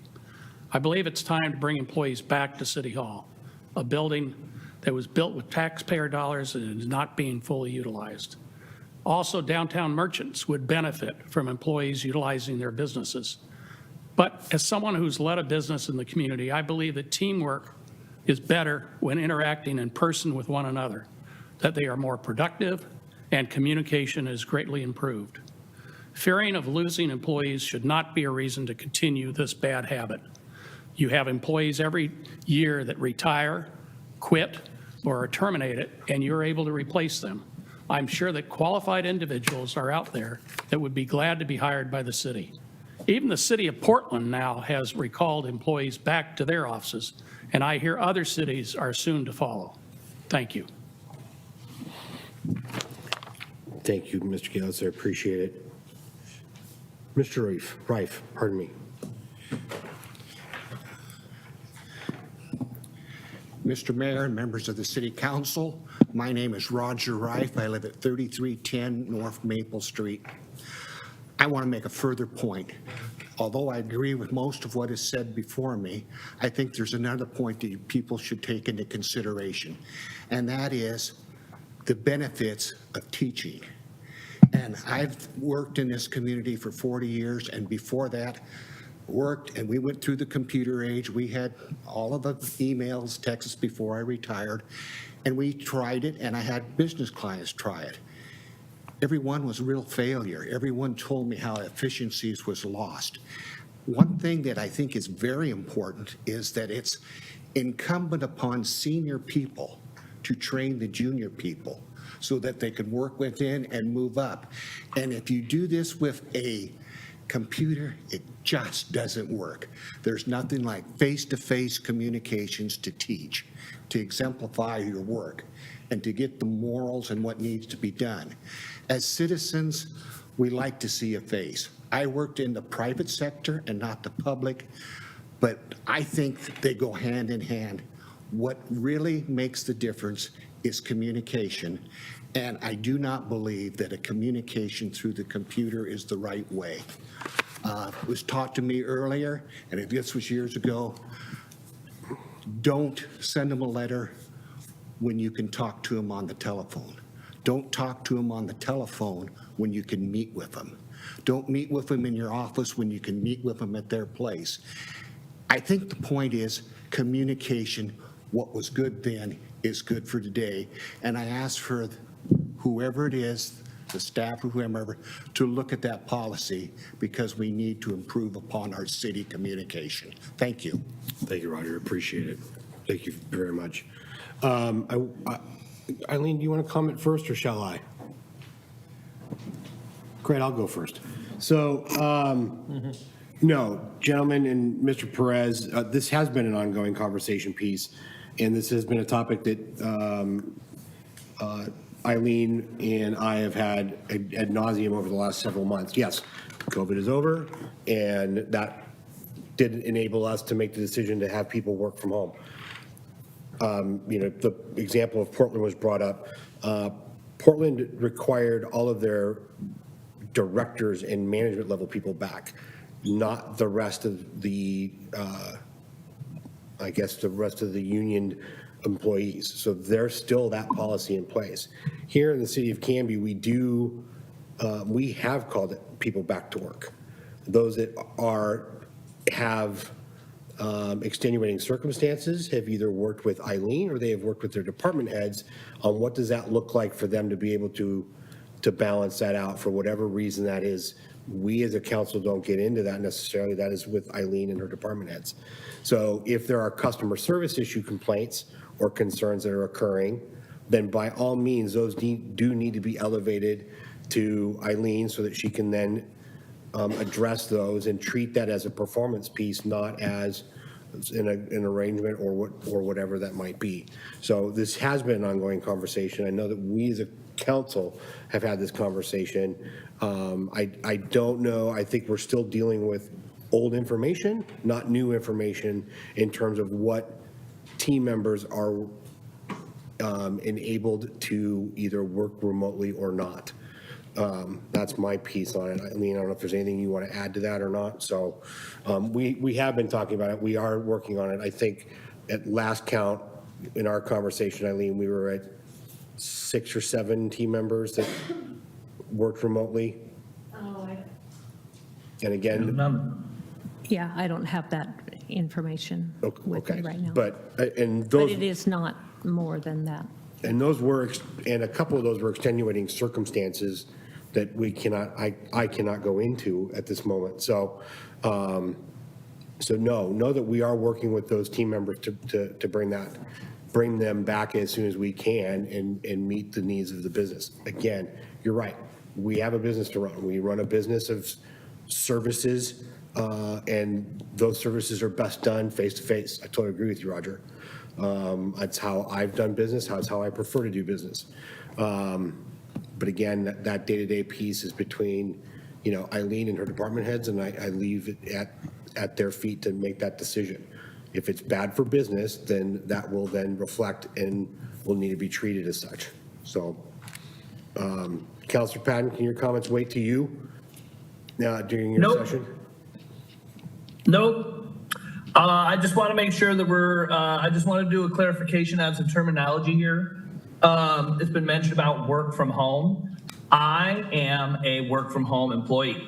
I do not drive to Grants Pass every day to attend work in an office. I have a home office, and currently my office is parked at a Hampton Inn here in Linwood, Washington. What the city has is a hybrid work model where there is some employees that work a day or 2 or 3 at home, depending on if they need flexibility in their schedule. So I just want to make sure that we are using the correct terminology when we discuss these sort of things. Thank you. Thank you, Councilor Patton. But again, Mr. Perez, gentlemen, I appreciate you coming and the comments. Okay. I have no other yellow cards. Is there anyone else online that needs to address us? Great. Thank you. We'll continue with our agenda. The next thing on the agenda is the consent agenda, and that's up for approval. Mr. Mayor, I move to approve the consent agenda that includes the minutes, excuse me, of the February 5th, 2025 regular city council meeting, the approval of OLCC annual liquor license renewals, and the appointment of Member Ted Hensley to the Transit Advisory Committee with a term expiring on March 31st, 2026. Second.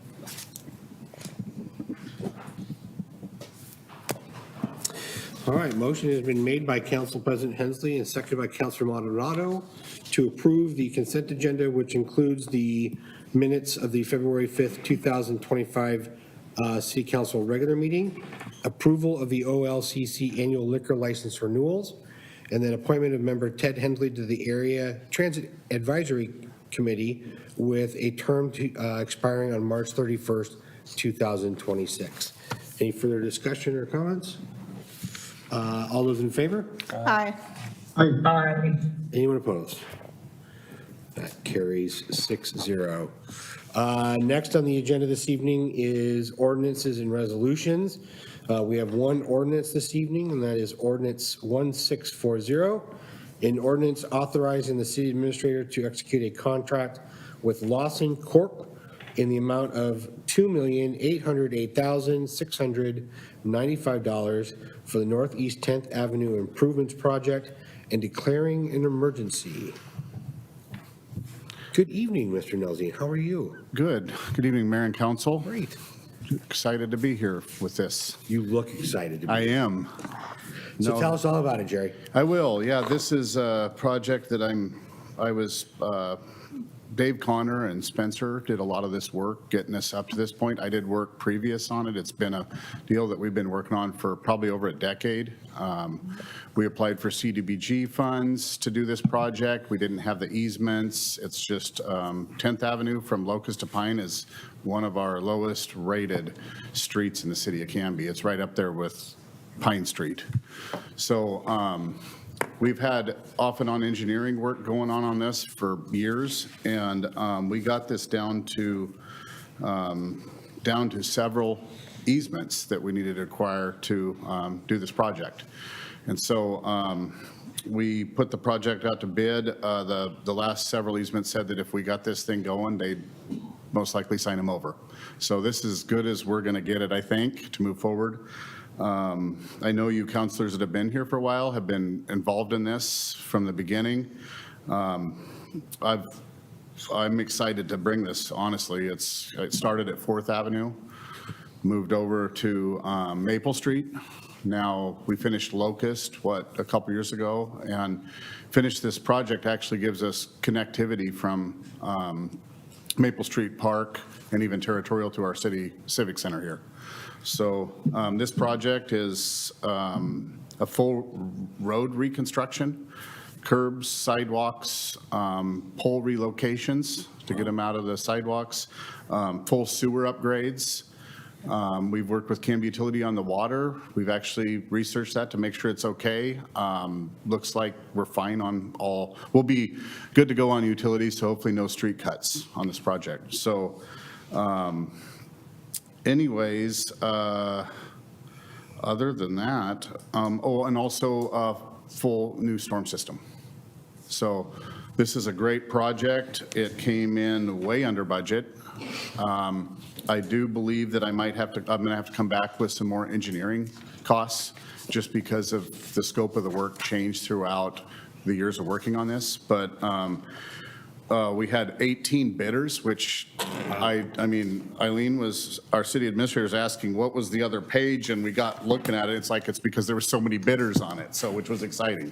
So let's see, what else did I want to talk Jerry, about? would you mention the emergency clause? Yeah, thank you. I was waiting for I would have Councilor asked. Hensley to bring it up. I was but- waiting for him to finish his presentation, and then I was going to ask, but I knew he has an answer. Yeah, I have I was trying to several. prevent you from having to ask. I had several answers. Talking to, I was given Councilor Stearns a ride home the other night from the goal setting, and he brought up this project and said, when are we going to do 10th? And I said, well, you're going to see it soon, and help me with the emergency clause because we want to get rolling. The biggest thing is we want to get going on this project to try to get, Lawson, I hear just awesome things about them, like they are get it done company, and I'd like to get this as much done before the fair.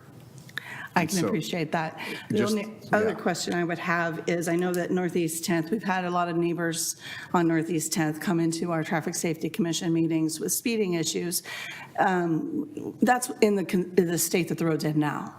So what can be done to mitigate that issue in the future with a nice new road? I know that Redwood down by my house, as soon as we've paved it, it's a speedway. So I just want to make sure that we pay attention to that going forward in this project to help those neighbors out with the speeding on that road. It is going to be a problem, and luckily, we have such a great traffic safety committee to work through these, right? And do speed studies where they're at, add signage, stuff like that, where we can help control this, because we don't want that, especially around the fairgrounds. The big thing with this project is our city administrators had many calls on this. We've made promises over the years to get these easements, so I'm just excited to be here and put this No, decision on you sidewalks have guys. been needed for a Yeah. long time. Is the reason this has been so long to get to this point is because of acquiring the easements? Yeah, so we can keep our road width. Got it. We needed 5 feet on both sides. And the last thing I kind of have to do is go to the fair board and ask for theirs. I wanted to make sure you folks were committed on this and moving forward, and they're willing to give up their frontage too, if we do certain things with the project. And the stuff that they wanted was really minimal. It's manageable. Yep, very manageable. And the project came in, I think we budgeted just under 3.5 million, and we came in at $2,879,000. So, Great. I like a sale yeah, price. So far this year, I think you're 2 for 2 for bringing us projects under budget. I know, and I hope you didn't just jinx me, because I'm going to have another one coming here soon. So, No. I didn't jinx anything, so. Yeah. That's purely on you, Jerry. That's Okay. not on me. Do we have a start date? yes, I just worked that out. Will be, well, as soon as we get through the 2 readings and get the contract in place, we want to get started immediately. You'd mentioned Lawson Corporation as being the one that we're awarding this to. And looking at that list, there's a lot of names on there that in my 14 years up here, 14? Yeah, 14 years have not seen on the list before, so yeah. definitely went deep on the bidding process. It was interesting, even like our local Canby X, who was really sharpening their pencil to get it, even said, you can't go wrong with Lawson. Well, that's good to company, know. so. Great. Yeah. Counselor Patton, you have a comment? I have a comment and some questions. Go ahead, sir. First, I am super excited that we are making this happen and delivering on the expectations of our community. This is, we talk about, investing in the infrastructure and the systems, and we tell folks that we are working on it, and this will just, go that next step to prove that, Jerry has a plan for how these roads are going to get updated. We work on the funding, and then we deliver. So that's awesome. My first question is, how many folks ended up not, because there was some discussion about some folks were reluctant to do the easement for the sidewalk and such because of parking concerns and such. Do you have like a percentage of how many people chose not to do the easement in front of their house or with like a sidewalk and stuff? Or is there like a number? How did that end up shaking out? I'm curious. I believe we're going to be down to only one. One. Oh, that is fantastic. Okay. Jason, my team has worked hard on this, and the last we have 3 more to 5 more to secure, but they're all committed, especially when they see this project going, if that makes sense. Well, and I think it's important too to as we do this work and as we bring in these streets, it's good for people to know that when these things are going on, and the city is willing to foot some or all of the bill to do that work. It's really in the homeowner's best interest, because once the road is put in and all that work is done, then they're on the hook for the whole cost. And so I think that is a really good sort of selling point for, granted, people don't always want to give up what they've got, but this is really ultimately a benefit for them now and then in the future when they go to sell their home as an investment. So the other thing is, I don't believe you had mentioned moving poles and stuff. I'm assuming, is there any undergrounded power on 10th Avenue or is it all poles? Do you want to come up? I would love. We have a Canby utility representative here. I'm trying to get to come up, Councilor Patton, but He's declining. there is underground and poles, so. It's both, okay. So, we've talked about, moving towards undergrounding power. And I know like PG and other power companies are working to do that sort of thing. My question is, I know it's super expensive to do this, but my question is with coming in under budget on this, is there the possibility of putting in like the conduit or that portion of it so that in the future we can underground what's left to be underground, or is that just not a possibility? We could sure look into that before the next reading. Because I think, like I said, I know like to pull that line and to do all that stuff is super expensive, but if we were able to, my thought is, if we were able to put in the vault and the conduit and all that stuff underground now, and then in the future, work with Canby Utility so that the actual power can be undergrounded, it might make sense to do that so that it doesn't have to be cut open, possibly at all. So that's what I was just wondering. Councilor Patton, I'll sure look into that and come back and explain that to let you know what they say about that for the next reading. Okay, that's all I had. Thank you. Thank you, Councilor Patton. Any other questions? Mr. Mayor, I move to approve ordinance number 1640, an ordinance authorizing the city administrator to execute a contract with Lawson Corporation in the amount of $2,808,695 for the Northeast 10th Avenue improvements projects and declaring emergency, to second reading on March 5th. Second. Motion's been made by Council President Hensley and seconded by Councilor Patton to approve ordinance number 1640, an ordinance authorizing the city administrator to execute a contract with Lawson Corp in the amount of $2,808,695 for the Northeast 10th Avenue improvements project and declaring an emergency, up for second reading on March 5th, 2025. Comment or question? Yeah, sorry, I had a question, but we can do it right now. You mentioned you still have one property that doesn't have an easement. What's that going to look like? Does that mean you're going to have a sidewalk there, or is that going to be a sidewalk? It's a great question. In the last project, we kind of ran into the same problem. Their house was so close to the street, we didn't want, the sidewalk, you'd really look in their window. And so on that one, we bumped the street out, but we're going to wait and see where we end up with all of them. Most likely, I'll stop the sidewalk, put an ADA crossing, to the other side so people can pass. And then when that house goes to develop in the future, we require that right away and require them to put the sidewalk in during development, is what we've done in the past. Okay, so there's no way you can take, the easement as far as? The council's never really been into doing that in the past, so I didn't even look into that. I'm just thinking it's having the, I walk to work, I'm going to walk home tonight. It's always annoying the fact that there's no sidewalks to get there whenever they kind of create holes in it. Councilor Stearns, what we found out too, and this could be an Emily question, not on the spot, because there's a lot to this, and she might know, but we ran into trouble originally on acquiring the easements because we didn't, do it entirely properly. Like if you either got to get them all for free, or if you buy one, then you got to make the same offers and appraisals to all of them. And I'm not just kind of summarizing this. And so when we went into this, we thought we were going to be in over budget, so I didn't want to go into it on buying property. And that's what we kind of did on Ivy. We left the county to manage that project, so we didn't have to be the bad guys if we had to take the property. We ended up, I don't think, not having to. because it seems like people more and more want to do these projects. This place is a bigger lot that doesn't want to do it, and their house is right on the sidewalk, and I get it. And so someday soon, I could see some development fixing it, but I don't know if I answered your question.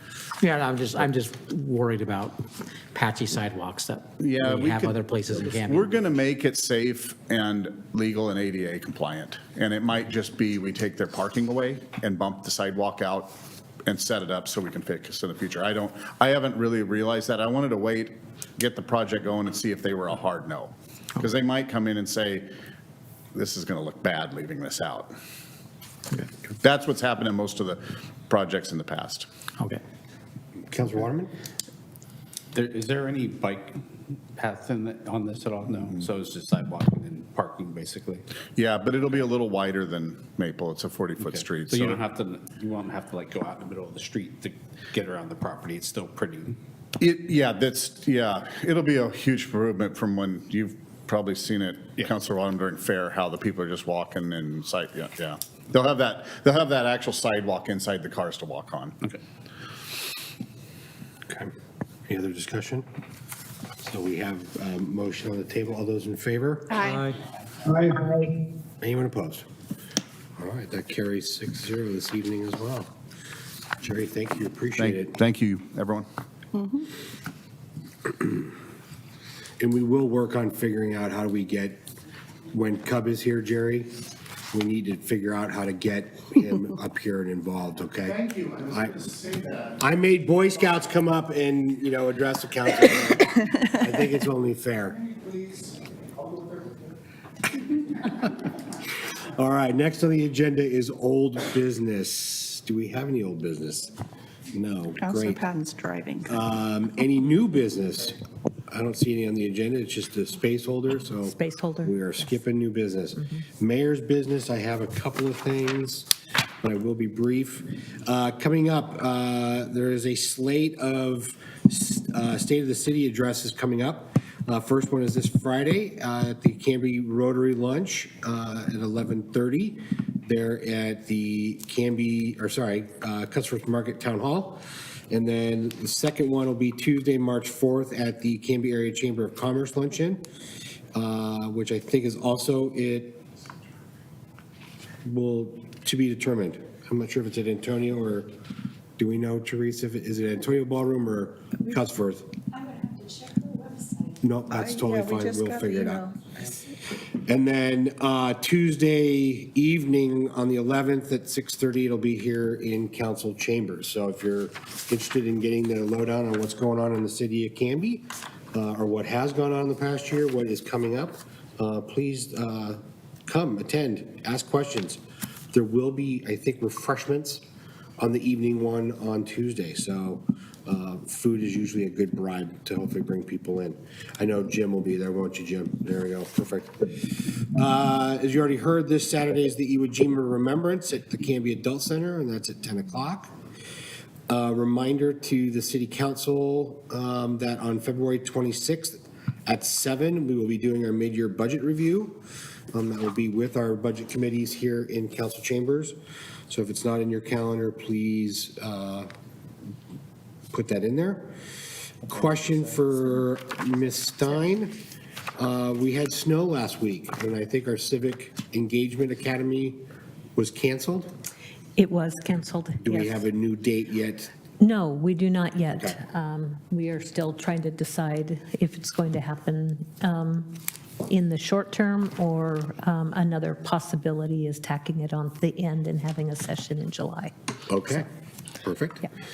Let's see, on the Region 1 Area Commission on Transportation, I don't have anything to report on that right now. We just went through a bunch of just updates on projects.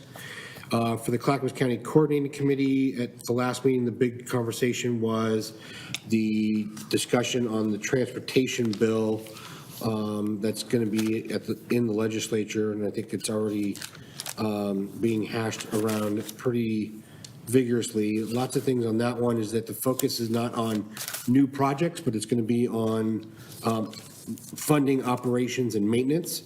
And as of right now, ODOT has stated that they're annual need or budget request for just operations and maintenance is $1.7 billion. It's a B annually. And so where is that going to come from? That's going to be the budgeting piece, the billion-dollar question in the budget conversation. We also discussed the big 5 projects that are here in the state. The number 1 project being the Rose Quarter, second project being further extending the Dundee bypass. Third project that's in the conversation is the expansion of I-205. That was part of House Bill 2017 a number of years ago, and it was committed, and then the funds have been moved. And so we in Clackamas County are pushing to find answers as to why a project that was already approved and money was funded for, why it's back needing funding, and why Clackamas County is getting the short end of the stick on that one. Project 4 that's part of the Big 5 is Center Street Bridge in Salem. That's to a point of needing massive repair and updating for earthquake preparedness. And then the White Salmon Bridge in Hood River is the other one. I had asked about the interstate bridge funding, and that funding is already committed. So both Oregon and Washington have committed to funding that one. So that's why it's not right now part of the Big 5 conversation, because they already feel that that's funded. There is, I had conversations this week with people in Salem that are saying that there is a chance that the project will stall and that they will toll the current interstate bridge until they have the funds to build the new interstate bridge. And so the price kicker to the bridge is light rail. That's always been the cost driver. And so there's debate now on whether or not, does it stay in, does it get removed, so on and so forth. It seems that Portland and Vancouver are the ones that want light rail, but the state legislature of Washington does not. So as you can see, that was a very heavy conversation at the county level.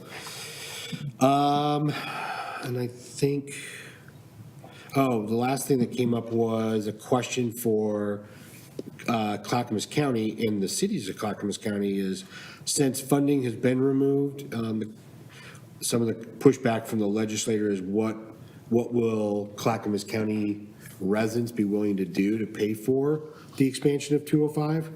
So there's already, again, pushing back on Clackamas County and its citizens to figure out how to pay for funding or come up with funding that had already been allocated in another legislative session. So go figure. That's all that I have right now. We'll start with that. We'll go online. And Councilor Davis, do you have anything on your end for council comments and liaisons?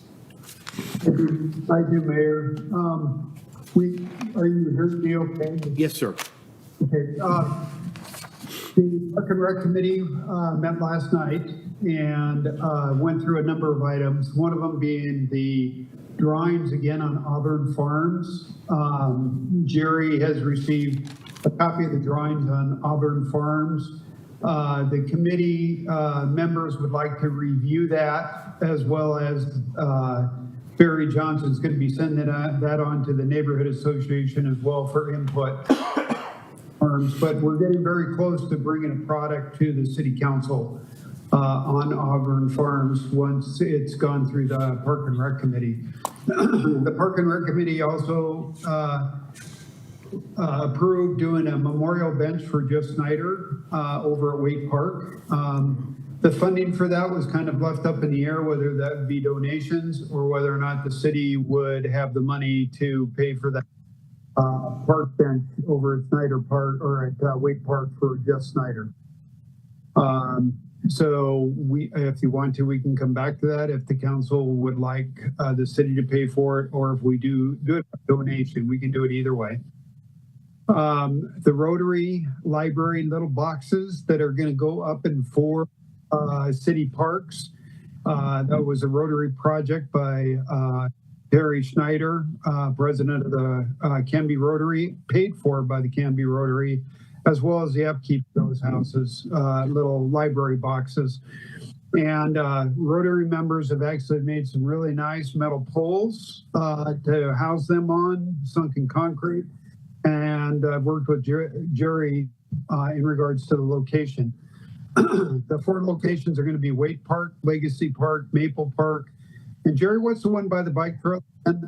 The over there along the bike trail, the newest park? Timber Park. Yeah, Timber, yeah. And that's where the 4 are going to be located. Try those out. We're going to see how they're used, what the upkeep is and stuff like that. But Rotary is budgeting to do all the upkeep on that, so there'll be no upkeep by the city for those library boxes. We had discussion around the Maple Street Park project that is in this year's budget. Jerry had cost to do the parking as well as the ADA play structure that was in the budget to replace that.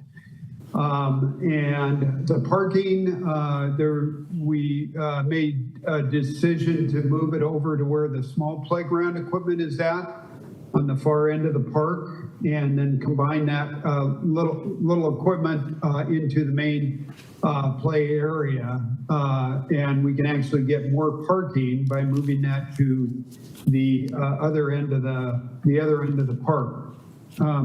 We had discussion around, they had discussion around whether or not to add another bathroom, male and female and handicap, because of the use of the park and tournaments. For right now, we've decided to hold off on that and have further discussion on that moving forward at the next month meeting.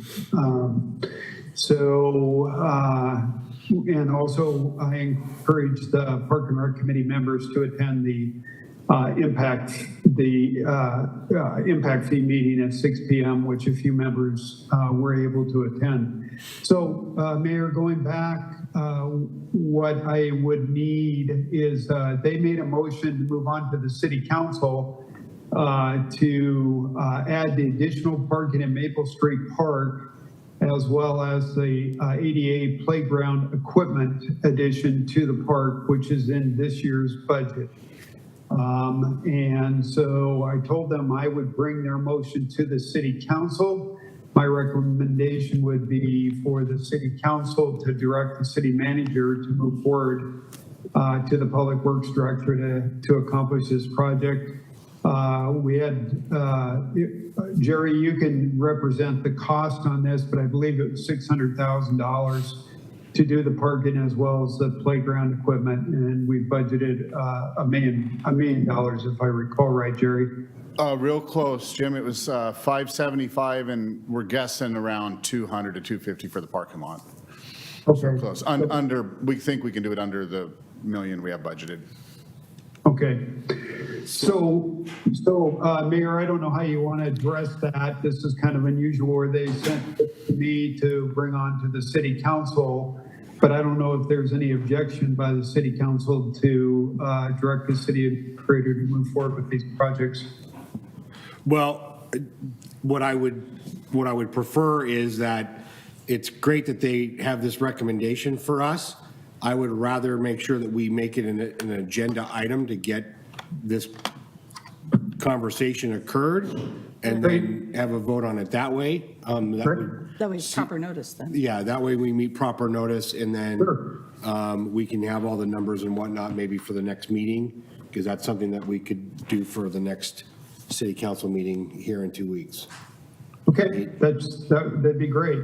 So nice work by the Park and Rec Committee. Eileen's making notes.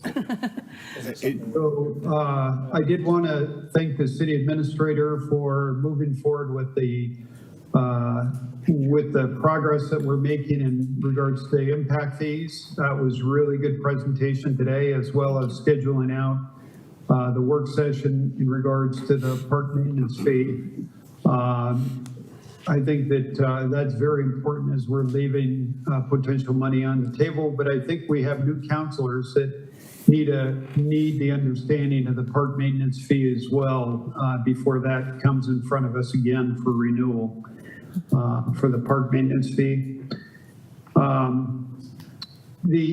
did have a question in regards to, for the city administrator, do we have any, have we evaluated, do we have any federal funding impacts caused by the tabling of federal funding?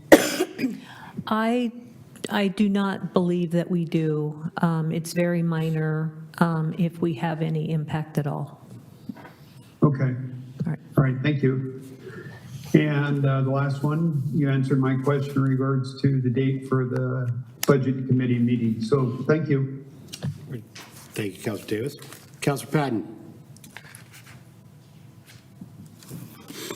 Yeah, so I have a few things here. First, if you, oh gosh, no, I got it spread over 2 pages here. They're just little pages though, so don't freak out.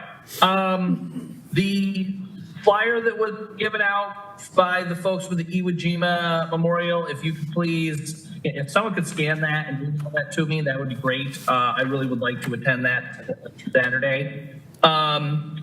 The one thing that has been on my mind for some time now, and I keep forgetting to bring it up, is the changes that are happening at the Canby Adult Center.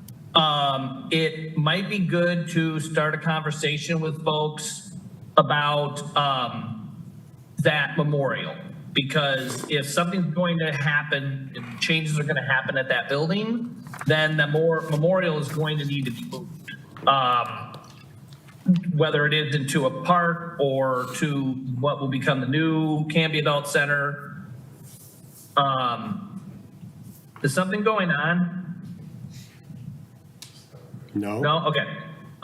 Yes, like into the new adult center or something along those lines. So that way those folk, that memorial is retained. I attended the planning commission meeting. It went very well. They did a training on the quasi judicial system for planning commission, like when it comes to land use and stuff. And I'm going to be making I'm kind of making a recommendation now that because the city council does hear some land use stuff, it might be good for the city council someday to get that, either that, I don't know about the entire training, but at least a portion of that training from Barry Elsner and Hammond on that process. All the folks on the planning commission said it was fantastic, one of the best they've had, super informative, and I think it might be good for the city council to experience some of that. I'm super excited. Apparently the fence code update is coming up. So I'm looking very forward to hearing what they have to say about that. We interviewed just yesterday. We interviewed individual for the Heritage and Landmarks Commission. There is going to be the recommendation that they be put forward for approval by the council at the meeting on March 5th. And with that, we will have a full contingent of regular citizen members on the Heritage and Landmarks Commission. We will just be, they will just be working to get the student position filled. So super awesome to see that going along. I am planning to attend the chamber luncheon to hear the mayor's State of the City address. For city staff, I didn't notice a few meetings ago, I had asked about getting an update on that spreadsheet for the bar graph of how the attorney services are tracking to budgeted by month. And I don't know if that was done and I have missed it and I need to look more carefully at my emails or that sort of thing. We will get that to you again. Yes. Okay. And if I did miss it, you're welcome to chastise me for not paying attention. The other thing is, I have noticed, this is kind of pertaining to the snow. There was a video posted on one of the Canby Facebook groups of an individual pulling kids in the snow with a lawn tractor. You know, that's your chicken, but it looked like they were doing it in Maple Street Park. And so I'm hoping that they were not doing it on the brand new turf. And so if we could just make sure that, I don't know if there's some signage or whatever that we might want to put over there to be like, hey, don't drive on this. It might be good, because I would hate to see that get damaged just by trying to have some good, clean fun, not out of malice. And then, because that's a big investment. I also wanted to thank the folks at Canby Disposal. They did an excellent job with coping with the winter storm this time around compared to the previous one. I really feel that they listened to the council and the citizens and made that change. At least I have not heard of any complaints. I did not have a complaint. I do have to call them though, because somehow the automated message that we got went to my parents' house in New York, which confused them as to why that happened. So I don't know how their phone number got in their system, so I'm working on that. And then the last thing I've got is the Willamette Falls Landing Heritage Area Coalition is continuing to plow forward with the legislation for creating the first national heritage area in the state of Oregon. They will be probably coming to the city of Canby to get updated letters of support to put with letters of support from the state to accompany that to the legislator. So I'm hoping that we can have a discussion about that when they're ready, and that we support that. And then we have received the certificate of occupancy for the old historic Westland City Hall. And we are super excited that our retreat that we will be doing in March will be in person in the renovated historic Westland City Hall. So that is super exciting. And if nobody has any questions about any of that, that's all I've got. Councilor Patton, I don't have a question, but a comment for you regarding the Canby Adult Center and the Iwo Jima Memorial. That is a conversation that is already underway. Great. Okay. Councilor Maldonado. A couple things.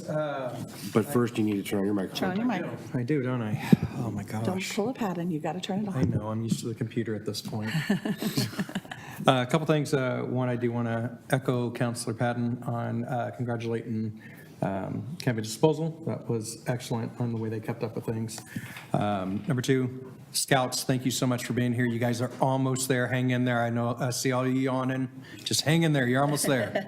It's almost time. Third, I'd like to congratulate the kids over at the Canby Wrestling. They have been absolutely phenomenal. I've been assisting this entire time. Our last home meet we did at Ackerman, 188 kids. Wow. Wow. 188 kids and no incidents. So that was really, really awesome. Tomorrow we do have Wood in Wilsonville, and then we'll be back at Ackerman on the 4th for another home. So if you guys get the chance, come out and see them. It is really amazing to see these guys just work really hard on that mat. All right. Oh, one more thing. Yes, sir. My son's birthday was yesterday, so I'm going to wish him happy birthday again on air. Happy birthday, Elijah. All right. Thank you. Council President Hensley. Thank you, Mr. Mayor. I just have a couple of things so I can be brief. I did spend a week in DC at the CADCA conference. That's the Community Anti-Drug Coalitions of America, because we are starting a Canby Prevention Coalition. So this is kind of my plea to parents, and we particularly need people in the school sector of our community to get involved with the coalition. So if you are interested in that, please reach out to me. We'd love to have you. Traffic safety Commission, I do have a little bit of sad news. We have lost a member of our team. Eric Van Zandt, our chair, has gone home to be with Jesus, and so he is no longer on the Traffic Safety Commission. We thank him for his work. He really had a passion for that group, and he will be missed. We have elected a new chairperson. It is Tina Schimpf. And resulting in the passing of Eric, we have an opening on that commission. So if anyone in the community is interested, please get your applications in. We'll probably be looking at applications, I'm thinking, Teresa, probably the end of the month, and then we'll do interviews first part of March. So if you're interested, all things traffic safety, please get on the city website and send in your application. Last thing I have is I've had personally got some complaints and then had my own experience with the flagging on the Ivy Street project. And so if you have issues with that, please contact Jerry or Maria at the Public Works Department, as they know who the contact is at the county, because they are in charge of that project, not the city. And there have been some flagging issues. So if you have those complaints, please direct them there and they will get them to the right place. And that is all I have, Mr. Mayor. All right, thank you. Counselor Stearns. I attended the Canby Utility Board meeting. They voted to raise the water rates. So that'll probably go into effect soon. Just so everybody knows, I think if I remember correctly, it was going to be up for the average user around $6 or so more after they go to the formalities. I think there's supposed to be another hearing and vote, if I understand, before it actually officially happens. I guess that's the news for the city of Canby. Also, the general manager is retiring, and so they're looking for a new manager over there. They kicked me out so they could do executive session on that, so that was rude. But one of the citizens did comment on the 4th and Fur Street. That was me, but anyway. That's about all I have, I think, to say for tonight. Okay, thank you. Counselor Waterman. The Bike and Ped Committee did not meet this month. It was moved, it was canceled or moved for the community meeting that we had for community engagement? Do you remember? Community engagement? Yeah, I thought that was. Was it for the 19, yeah, the comprehensive plan. That's, yeah, the project advisory committee. Sorry, I didn't mean to call you out on that. So that was, so the Bike and Ped meeting did not meet that night.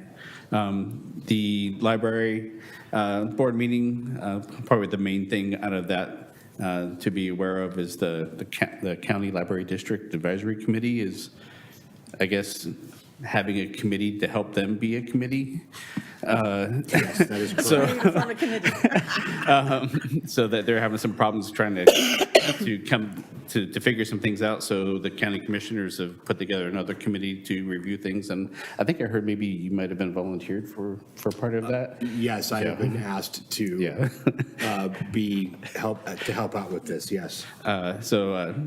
So that should be happening over, I guess, about the next 6 months, and hopefully they can come back with a recommendation on some funding for our libraries.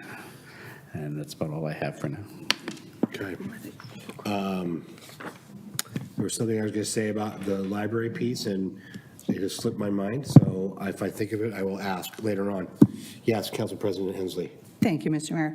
I just wanted to circle back to the chamber luncheon. I did check on that. It is at Cutsforth on March 4th. There we go. And Councilor Patton, if you check your text, I sent you the JIMA flyer.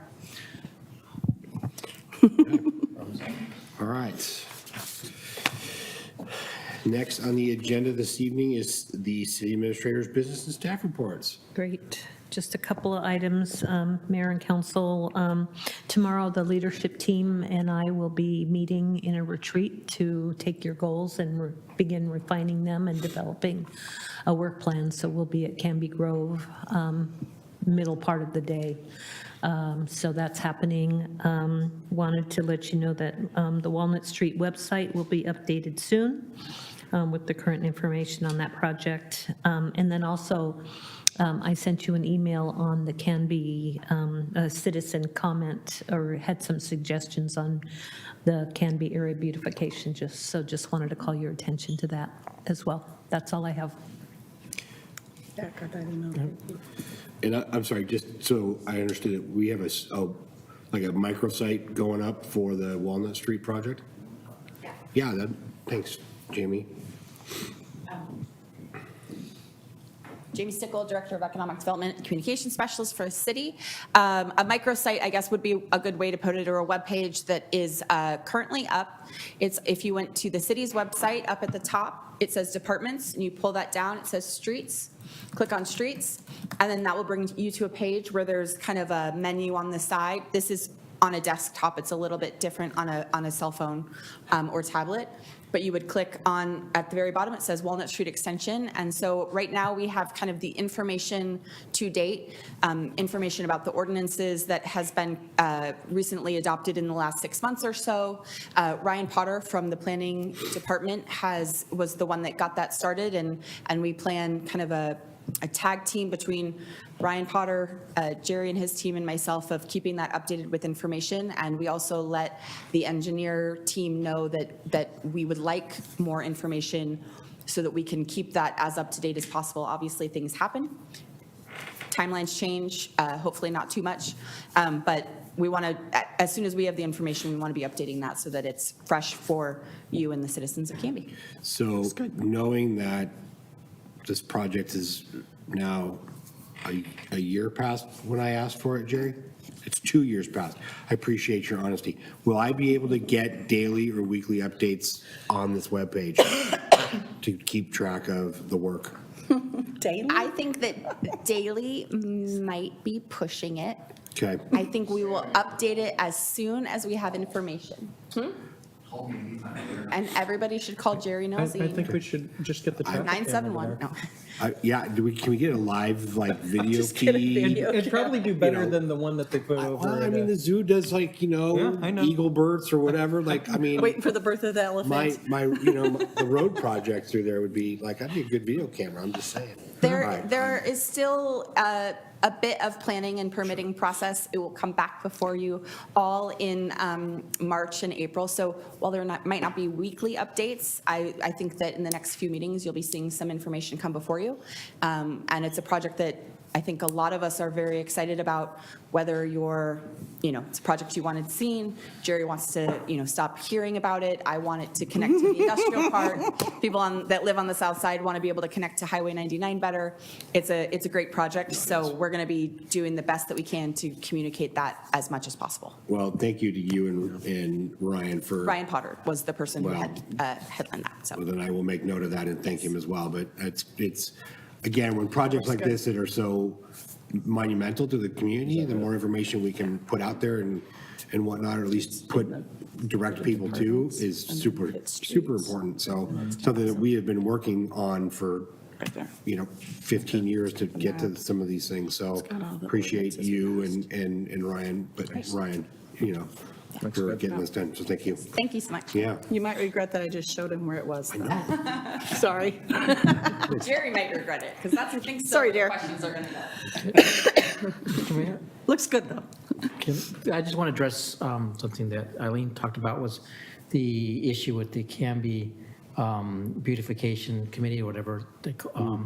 I think it would be a good idea to maybe have some sort of, maybe a mini presentation about that later on, after like maybe a postmortem or something on why that happened, so that I think there's a lot of frustration that I've heard about that. I think a lot of it had to do with not clear boundaries and communications on what was allowed and what's not allowed. And I think the more public that's made, the less people maybe won't have satisfied answers, but also they might have some good direction on what they can and can't do. So I was just wondering if that's something you could put on so that people who are frustrated at least can have some sort of closure, instead of getting emails and comments from people on the side and having it sort of off the dais, but maybe on the, does that make sense?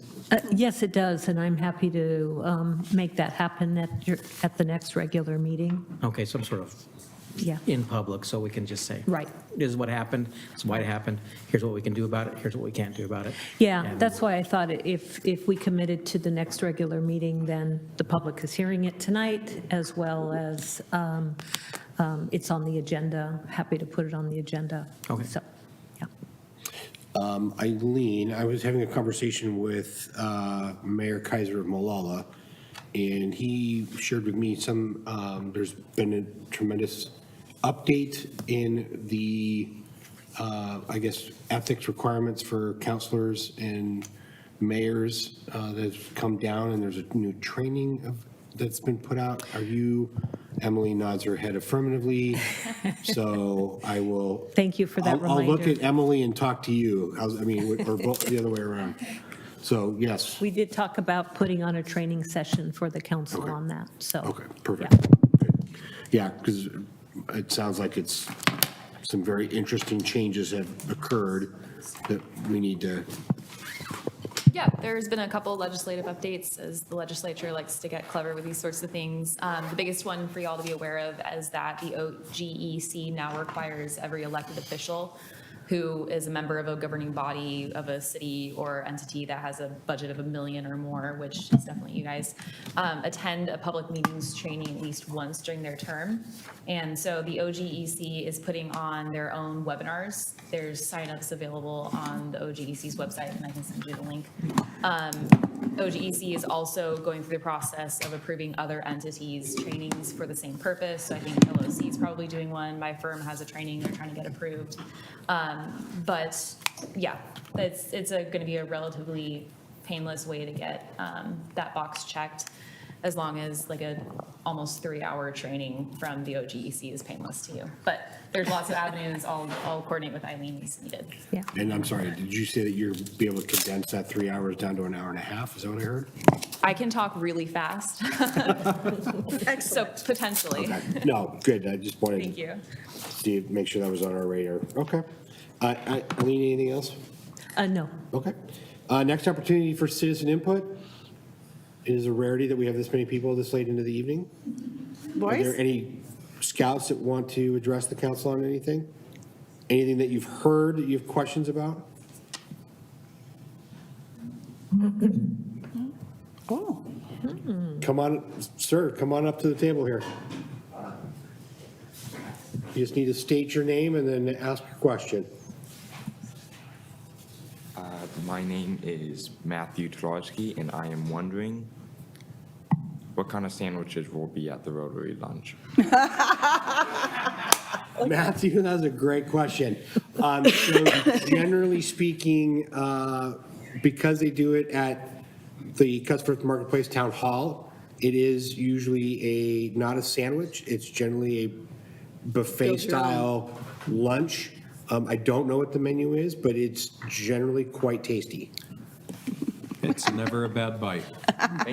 Thank you. Important questions every teenage boy should ask. Miss, yes. Hi, my name is Kathy Posey. Hi, Kathy. I'm new to Canby as of mid-June of last year. Oh, well, welcome to Love Canby. this little town. Great. But I've noticed that we have some graffiti on a bridge. As you're going down 99 toward Woodburn, but not that far, over the Molalla River, the bridge that's there, quite scenic, now has some new graffiti on it. Okay. So I'm just wondering if we can get that taken care of. I see Jerry, Eileen our Public writing. Works Sorry, Director. Jerry, getting more work. So he gave me the thumbs up that he and his team will take a look at that and see what they can do to get that cleaned up. Great, thank you. Yeah, thanks for letting us know. Perfect. Anyone else want to rush the microphone real quick? No? All right. Teresa, action review tonight. It's pretty simple tonight. You approved the consent agenda, and you approved ordinance 1640 and declaring an emergency for reading at the next meeting. Perfect. All right. Mr. Mayor, Counselor Patton? I move to adjourn tonight's city council meeting. Second. Thank you for reading my mind. I appreciate that. It has been moved and seconded to adjourn the city council meeting for this lovely evening. All those in favor? Aye. Anyone opposed?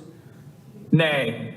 He makes the motion and says nay. Yeah, Good night, Patton. I believe, Classy. I believe it passes. It's non-debatable. Canby, good night. Thank you for tuning in.